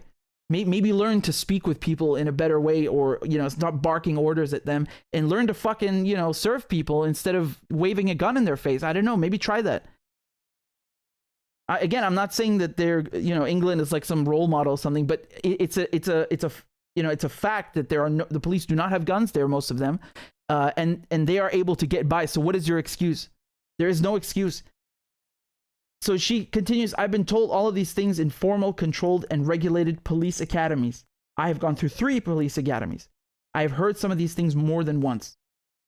When I questioned these things in my 3rd academy and stated that they were inconsistent with the ethics of policing, I was kicked out of the academy on my last day. I had completed and excelled at all the graded tasks, but was told you are not what we want in our force." Now, here's another point I wanted to raise with you. I don't know if this is 100% relevant, but when George Floyd was killed, and in his case, this putting the knee on the neck, we all knew what that looked like. That looked like how the Israelis treat the Palestinians, the knee on the neck. And you can go on Google and find a million pictures of the same thing. And what was the connection? It was that, you have the Israelis who receive American police and train them. So you get an idea where, they're picking this stuff up from each other. So the Memphis police, which is, the police who killed Tyree Nichols, remember that the police department of Memphis, Tennessee, is among the departments that have sent delegates to Israel. Okay, so the director of the Memphis Police Department between 2004 and 2011, Larry Goldwyn, he attended a training in Israel as a delegate of the Homeland Security International Conference in 2010. Then he told ABC 24 News about his trip that, he would use his training to bring Israeli techniques back home to implement in the Memphis Police Department. We're going to try to incorporate some things here. We're doing a lot of it, but there's still some other things we can do technology-wise. I picked up some very good information. Now, look, you can, again, make of this what you will, but I think it's always good to point this out, that American police are training with the Israelis, because you can see there's a lot of parallels between how Israelis are treating Palestinians and how black African Americans are being treated by police in the United States. A lot of parallels, you know. They're different struggles, but they have a lot of points in common. You can't deny that. And I wanted to say one more thing about these 5 police here that killed Tyree Nichols.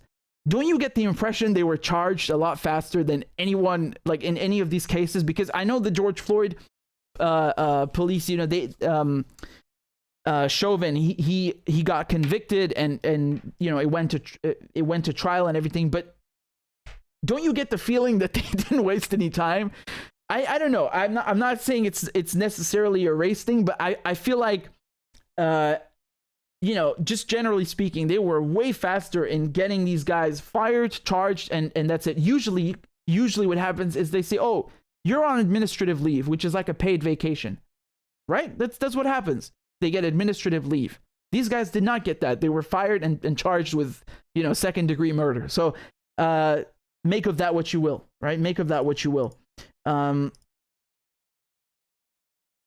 just show you this clip. This is from Tyree Nichols' father, and he mentions a sixth policeman, the one who was tasing his son in the video. And listen to what he has to say here.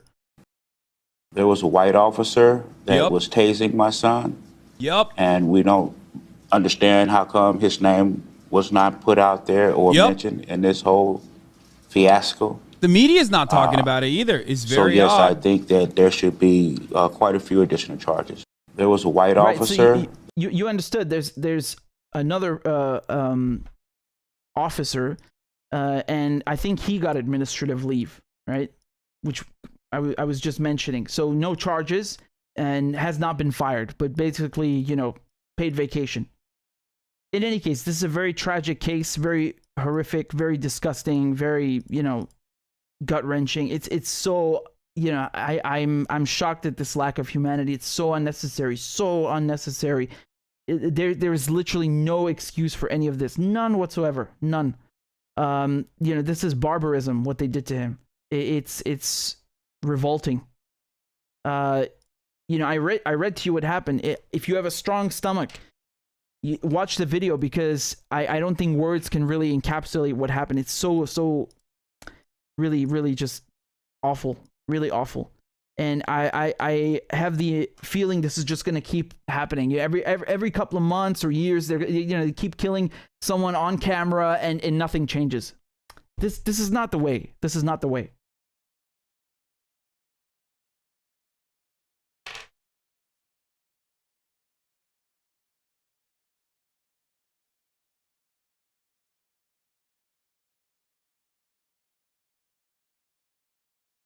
All right, guys, if you have any questions, I'm just going to get something to drink and I'll be right back, and then we can maybe do a small Q&A or something. Let me just get something to drink, all right? 1 second. I am once again asking for your financial support. A is for All men and women created by you know the thing. B is for I'm beginning to see why your wife left you. C is for Corn Pop was a bad dude, and he ran a bunch of bad boys. D is for Don't worry, I'm so serious. Children, I love to hear them. E is for An excuse to walk by the dealer and say, no, I'm not going to be a mule. I got something to do. I got to go do boom, boom, boom. F is for Time friend, and she's a friend. She's been my friend in and out of public life. G is for Go to Joe 30330.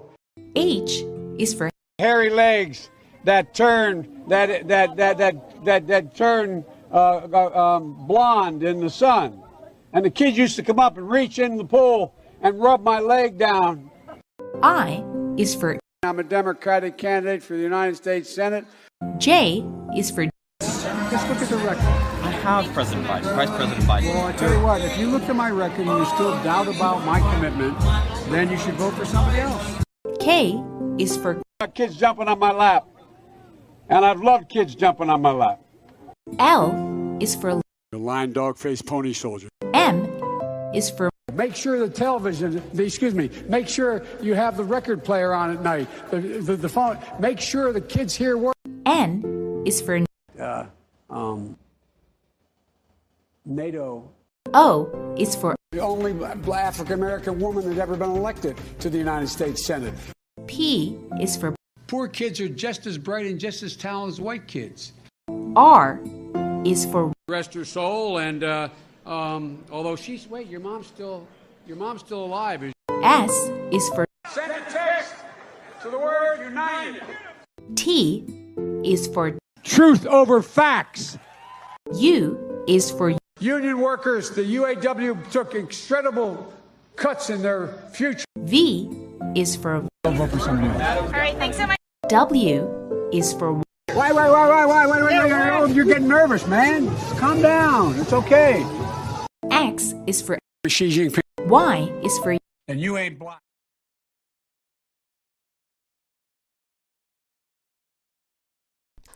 Okay, we're back.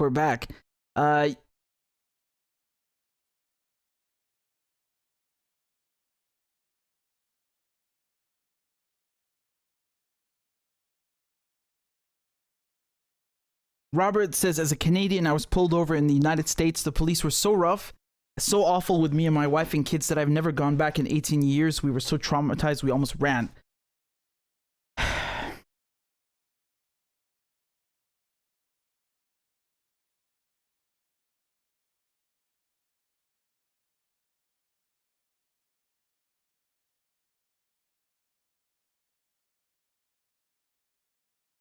Rasul is asking, is there any way to reach you? Yes, I have an email. Let me type it out in the chat. There you go. RichardMedhurst@gmail.com. RICHI. Yeah, so I just wanted to add one more thing, actually. I forgot to mention this. I literally just saw this. It turns out Kamala Harris is going to attend the funeral of Tyree Nichols. Now, look, man, honestly, given given her history, Kamala Harris, yes, she's the vice president, but what was she doing before that? I mean, she's basically, one of the best agents that the prison industrial complex have, right? So you remember that while during her tenure in California, there was this infamous case of someone who was on death row, and there was evidence exonerating them, and she refused to. She just wouldn't hear it. She wouldn't have it. That is disgusting. And then when it comes to basically what a lot of people call modern slavery, which is how they use inmates, paying them. I mean, I don't know if you can even call those wages, like literally cents a day, to carry out work, and they're exploiting, an inmate's natural inclination to go outside, and they're exploiting them by paying them cents. She supported that. So all of these nasty things that people associate with the police and the prison system, Kamala Harris, she represents those things. She embodies those things. She stands for those things proudly. And remember, with truancy, like, she was happy to jail parents who, whose kids were not showing up at school, for example. I mean, this is ridiculous. Like, this is so obscene, So I'm not sure if she's the right person to be going to Tyree Nichols' funeral. Perhaps the last person to be going there, short of the killers, I suppose. But it just, what is she doing there? It's just tokenism, right? She just pretends to care. She doesn't actually care. And why do I know that? Because of all the things I mentioned and because of her record.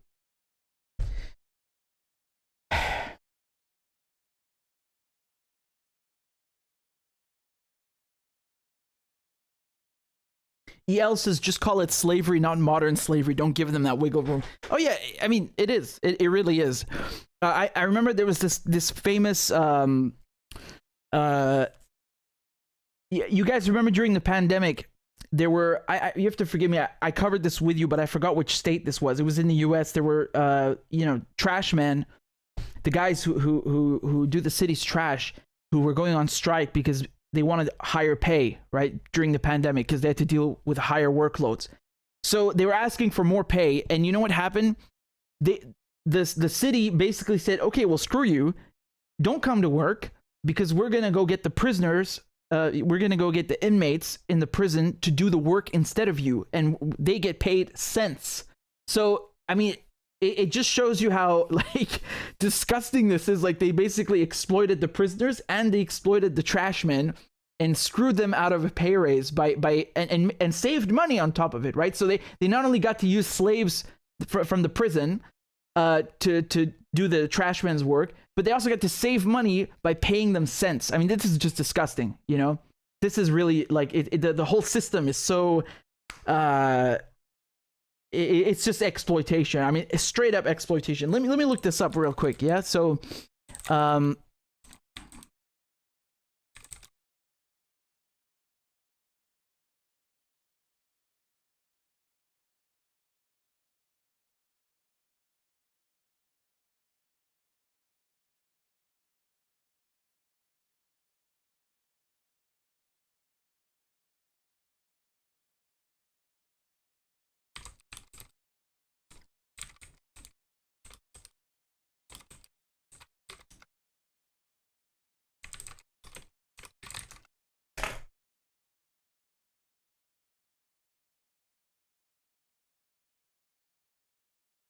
where was this? Malden? Hold on, where was this?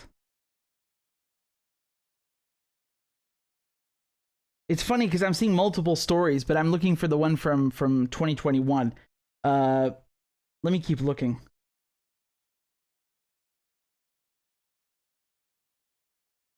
I'm sure someone's gonna remember it in the chat. In any case, we covered it on the channel, so you know.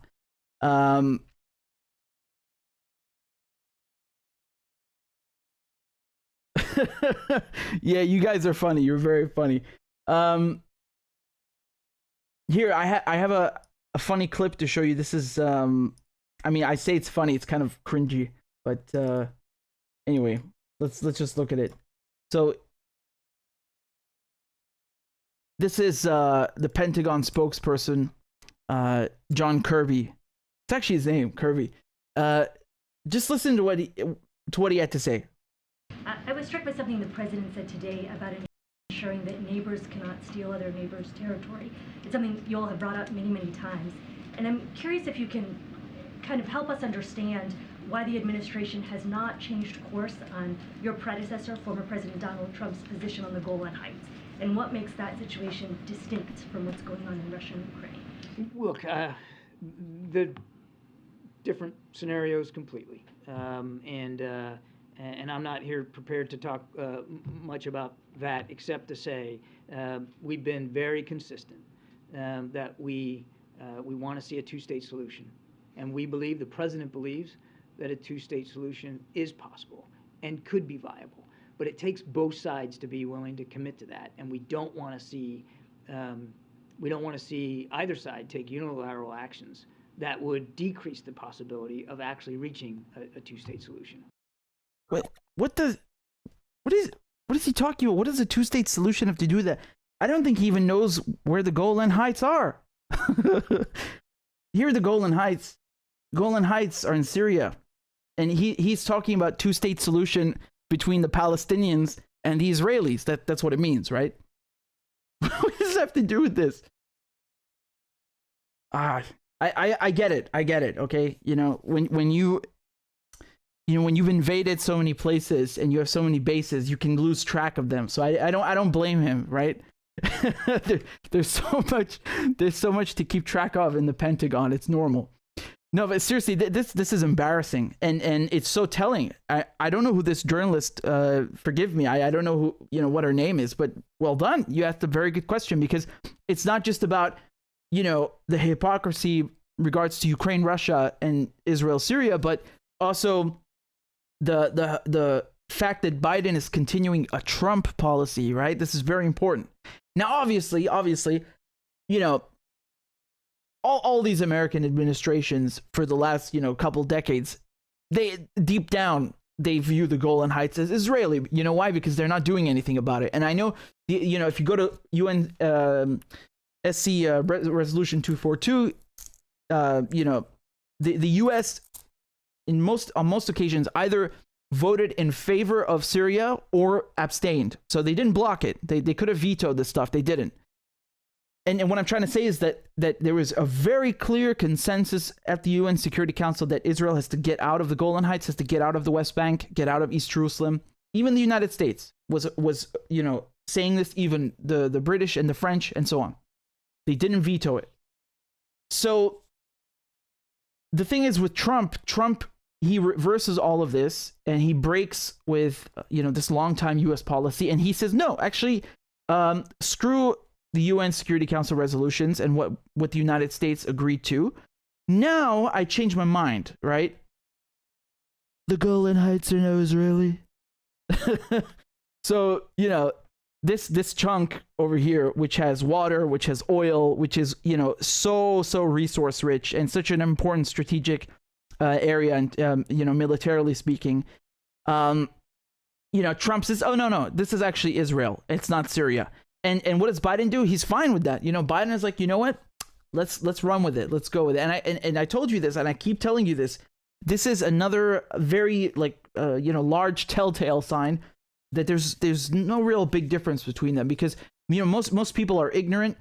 Sorry to say, they don't know where the Golan Heights are. And I'm not talking about Kirby here, but they don't care. They you know, they think Israel is wonderful and magnificent and can do no wrong and is infallible, and you know, Syria is bad, and so, you know, they have no clue about the Golan Heights situation. They don't know anything, and no one contests this. So the Biden administration is like, okay, well, you know, no one is going to notice. Let's just keep it. So well done to this journalist, but I'm so confused why he talks about two-state solution. What the fuck does that have to do with anything? I know, yeah, Syria supports, you know, the Palestinians. I'm saying, of course, generally speaking, right? And you know, they're both part of the resistance axis. But again, what does this have to do with anything? Even if, you know, tomorrow morning, the Israelis pulled out of the West Bank and East Jerusalem, and, you know, they go back to those pre-1967 borders. If they don't leave the Golan Heights, and even if the Palestinians have a state, it doesn't, you know, it's just completely irrelevant. I don't understand what he's talking about. This is just embarrassing. It's so embarrassing. Wow. Anyway, just a little nugget I thought I'd share with you.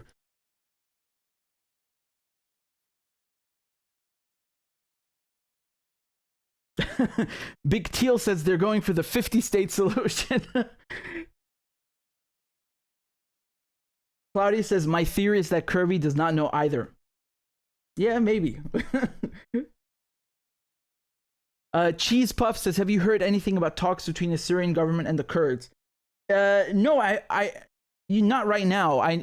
Unless you're referring to the past. But right now, I've heard of talks between Turkey and Syria, which is very interesting, right? I guess let's just talk about it right now. So, you know, there's been an interesting shift in Turkish foreign policy regarding Syria, and again, I, you know, take this for you know, at face value, but although Erdogan is saying he wants to like invade more of Syria and take, you know, he wants to go 30 kilometers deep for his perimeter, right? And remember, Turkey's already inside of Idlib, but he wants to go further into northern Syria, and at the same time, though, he is trying to, well, he's attempting a détente with Syria, right? So what do I mean by that? For the last 10 years, you know, Turkey's basically allowed all these weapons and terrorists to come through the border and go fight inside Syria. You know, they turned a blind eye to it. They've bought oil that's been, you know, stolen and taken from oil fields by armed groups. And now, Yeah, and you know, at one point he was openly saying like Assad has to go. You know, okay, fine, whatever. There's the Assad curse. You know, anyone who says that phrase ends up getting kicked out of office or leaving office. So I don't know if he's fallen victim to that yet. No, not yet. But you know, anyway, even though he said that at one point, now through back channels, so not directly, but through back channels, they're attempting some sort of détente. And it was interesting because just recently you had, I think it was in Kazakhstan, there was some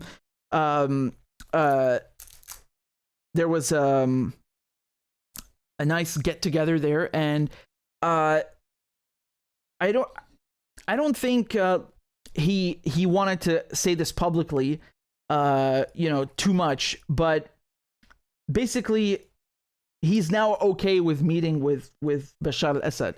Now, I don't know what the response is or the position is from the Syrian side. I don't think they're you know, too eager to, you know, welcome him, because they're waiting to see what he does with this you know, mini invasion of his. I don't know if it should call me mini. It's just that, you know, he wants to grab more land.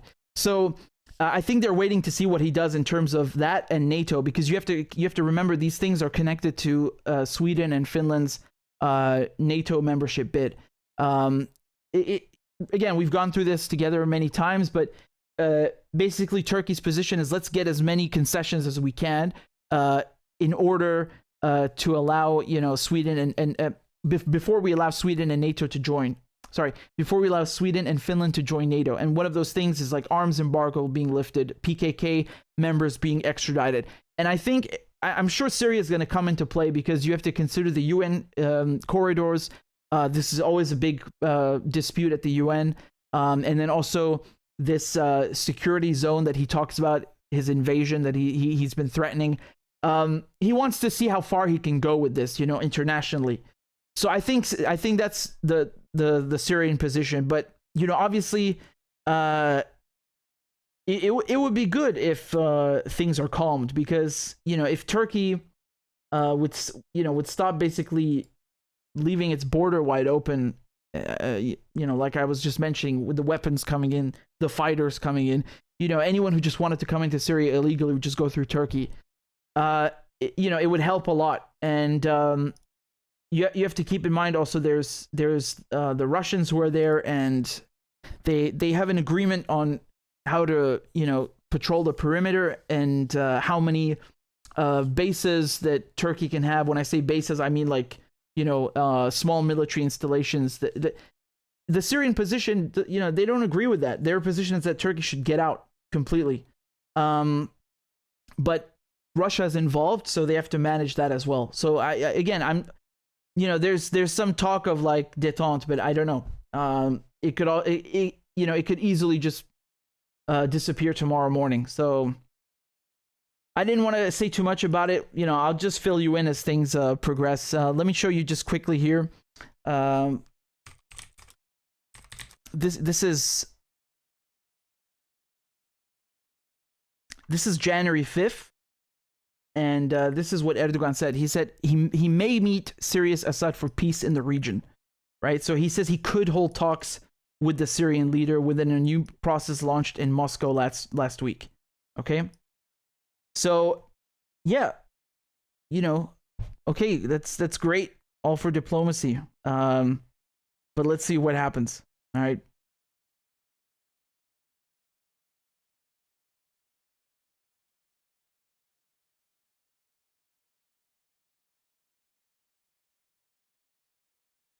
Thank you, Starchild, for the super chat. Starchild says Native Americans should start taking back their land and settling in all the billionaire estates. Yeah, this is also something they don't want to talk about, right? Because all of these treaties that were broken, all of the land that was stolen, the genocide. This is something that is really, it's disgusting, because, you know, people, they talk about like representation or you know, in politics, but you never ever hear anything about natives, do you? You know, like they say, okay, well, here's the first black president, or here's the first black secretary of defense. And they're just doing it for tokenism.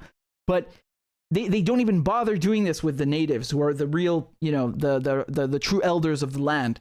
There's nothing. There's no attempt. They're eliminated completely from every dimension, political, economic. It's disgusting.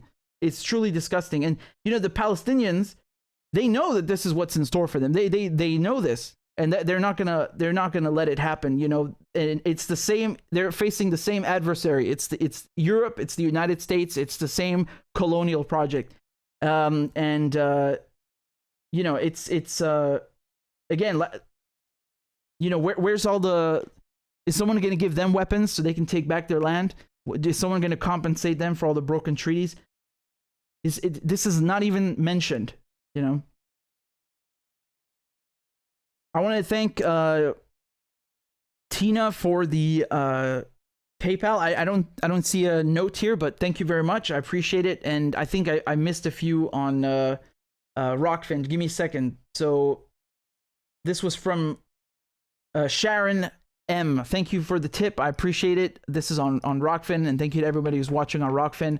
And I think there was also one on give me a second, on YouTube, which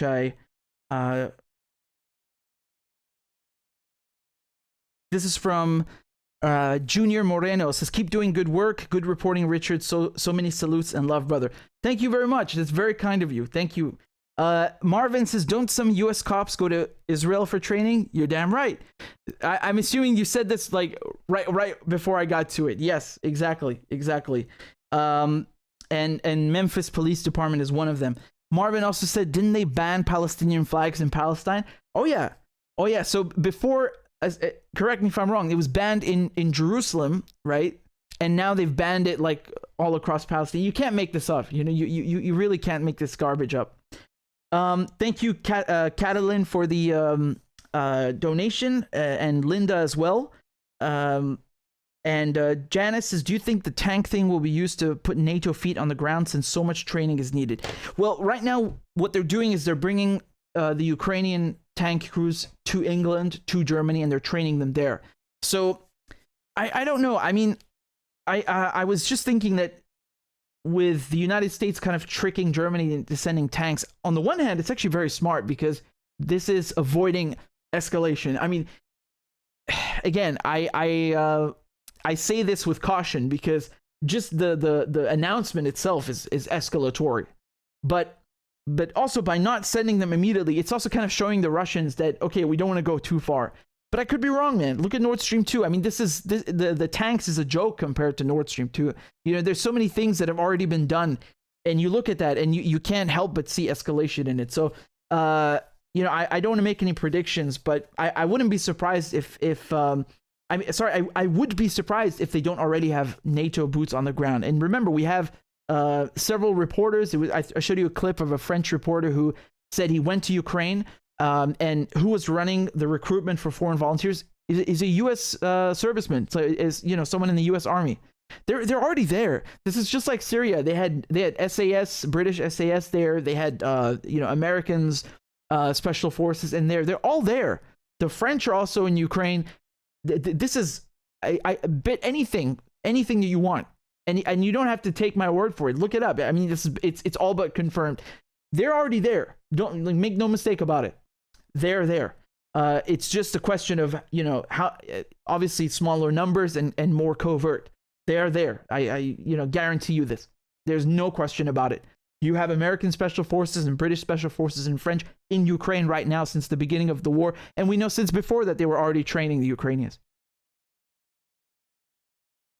Marvin says, consequences, banksters, war complex dollars, many dead. I mean, I don't know which segment you were referring to. I guess it fits with all of them, but yeah. Old Forester says, I'm not religious, but read Deuteronomy chapter 7-8. And Hussein says, Assalamu alaikum, Richard. You opened my eyes on so many things, and you are among the beacons of truth. May Allah protect you and bless you with khair. Well, thank you. That's really, really nice. Thank you. Thank you very much for that message. You guys are very sweet. Thank you. And I appreciate all of your donations and comments, and for tuning in. It's really, really nice to see you guys. Even though we're not really discussing happy things, but you know. So I believe there's someone who joined on Patreon. I owe them a crab dance. Give me 1 second. Who was this? This was Maria, Dulce Maria. So I owe a crab dance to them, and I'm gonna play it right now. Okay, so put your hands together, and thank you guys for supporting the show. Clap for that, you stupid bastard. The Corn Pop was a bad dude, and he ran a bunch of bad boys. Listen, fuckhead, you have fucking crossed the line, claiming I'm the enemy. You got that, you goddamn son of a bitch? I don't give a fuck what you think, bitch. Good morning. Sunday morning.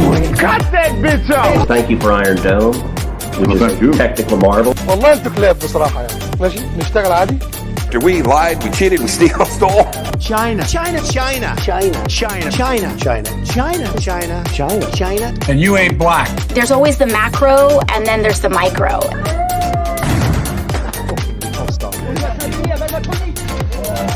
Do not come. Do not come. I'm gonna come. You talking to me? Ladies and gentlemen, I'll have 2 number 9. The number 9 large. we got him. I told myself, I know it's not. I've fallen and I can't get up.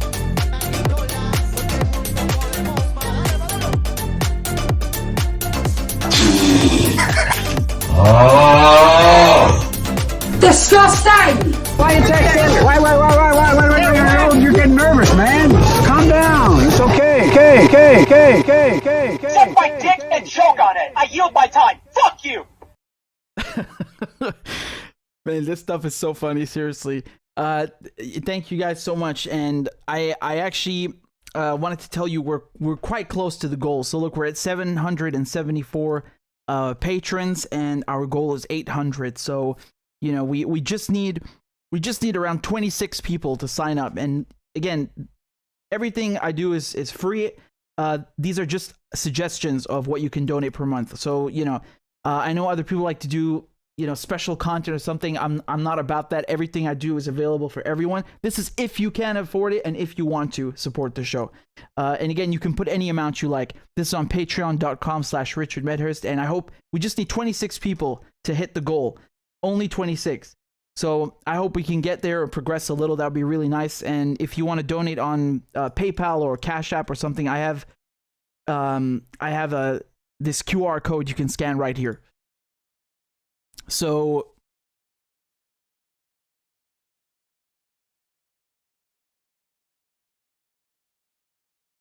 again, thank you guys very much. And if you're new here, consider subscribing. If you're not new here, but you've been unsubscribed, double check, because many of you have told me in the comments YouTube has unsubscribed you for some reason. And if you want to get a notification, an email every time I go live, this is where you sign up. It's richardmedhurst.substack.com.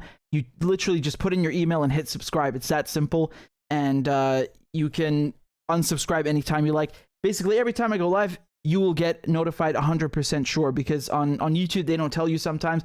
This way, I'll make sure you get notified, okay? So there's nothing else. It's just your email, and Bob's your uncle. So, yeah, that's pretty much it, guys. And, of course, if you want to watch on other platforms, I'm on Rockfin. That's ROKFIN. I'm on Odyssey, Rumble. Every video I do, you're going to see it uploaded there as well. And consider subscribing, because we want to make sure we have a backup. So there you go. Okay, I'm done plugging the show. Thank you guys very much. You've been very kind, and you know, thank you all for your lovely donations. And I'll see you guys next time. Take care. Ma salame. Bye bye.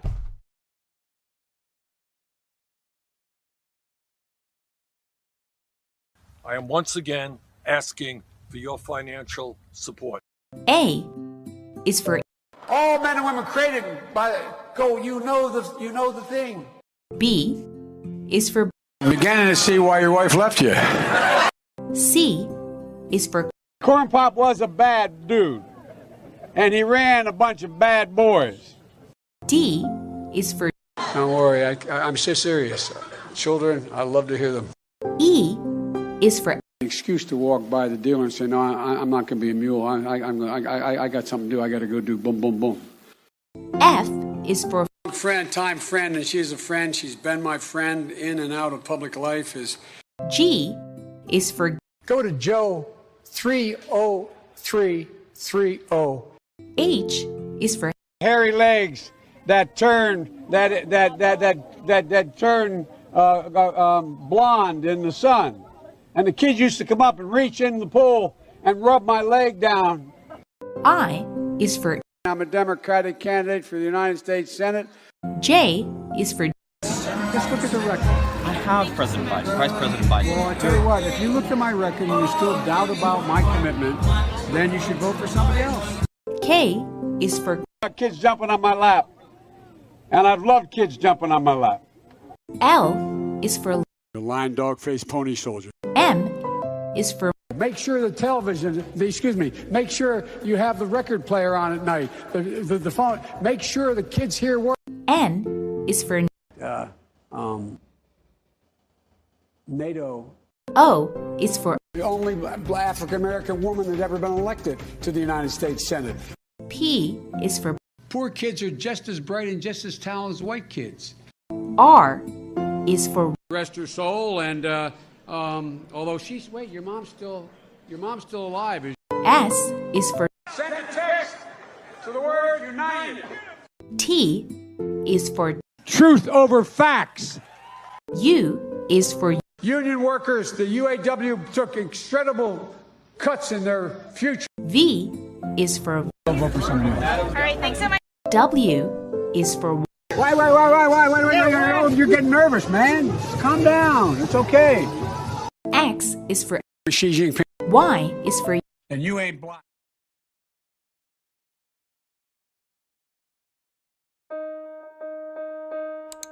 Sweden wanted to join NATO. They broke with their decades-long neutral stance. Turkey was one of the only countries, I think, along with Hungary, that was saying, we're not going to let you in because you need to have consensus, right? You need all the members in NATO to say, okay, you can join.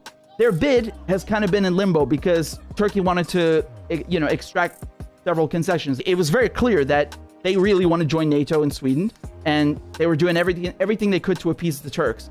And then this moron comes in front of the Turkish embassy and burns the Quran. I understand that in their point of view, this is freedom of expression, and you're in Sweden, you can do whatever you like. But you have to remember that if you're trying to get Turkey support, maybe you wait until after you've gotten it. I mean, this is just dumb from a diplomatic level. They're doing everything to appease Turkey, and then because of one idiot, they let this go to waste.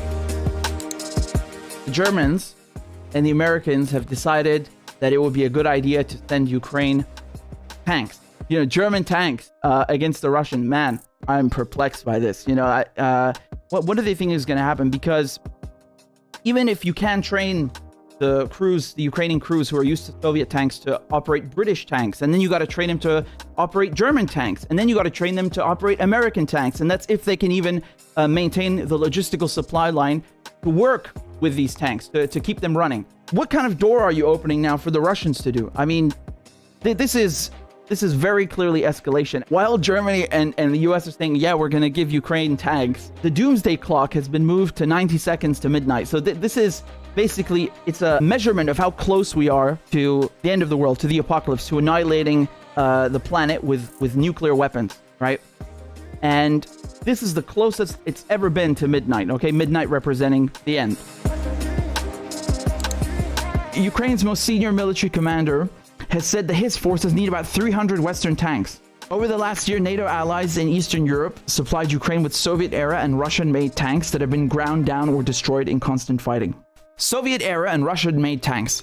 Now, Ukraine, having been a Soviet satellite state and part of the Soviet Union, it was part of Russia, all of its military personnel being trained on Russian tanks.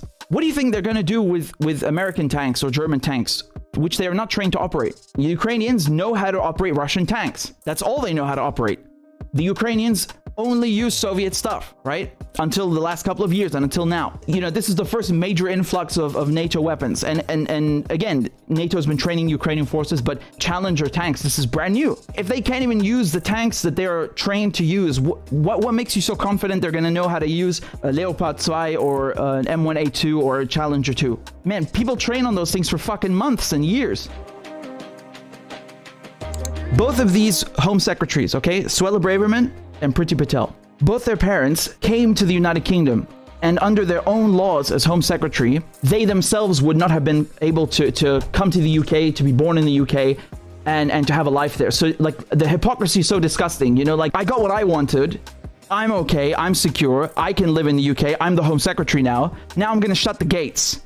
Now I'm going to screw people that have literally nothing, that are so desperate they're, you know, risking drowning in the Channel or the Mediterranean Sea. People have to resort to risking drowning. They have to resort to, you know, hiding in trucks or swimming across the Channel, if everyone's ever done that, you know, crossing the Channel because of her policies, because she forces people into doing that, right? So you literally have no choice. You have to be in the UK to begin the application. What are people supposed to do? Just teleport, you know, for 5 minutes, write down the form and just get out of the UK? This is ridiculous. She's a liar, just like the one, you know, her predecessor, Priti Patel. Why is Germany reluctant to give the Ukrainians tanks? That's a really tough one. I wonder why. Germany has long refused to send its most potent weapons to countries in conflict, a byproduct of its legacy of starting World War II and World War I. That's horse manure, because Germany does send weapons to countries in war. You know, Saudi Arabia is one of them. So to get around this, the trick that they use is they don't sell the tanks and you know, the ordnance directly to Saudi Arabia. They move it to Italy, and then from Italy they sell it to the Saudis.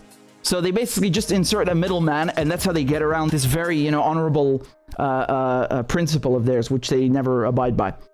You know, if you go and you look up the Yemen war, I mean, you're going to see weapons from fucking everywhere. You know, the Canadians have been selling weapons and making money. Britain, the US, Australia, everyone. And the Germans are no exception. So I mean, the idea is true, but they fucking send weapons. They goddamn do. They do.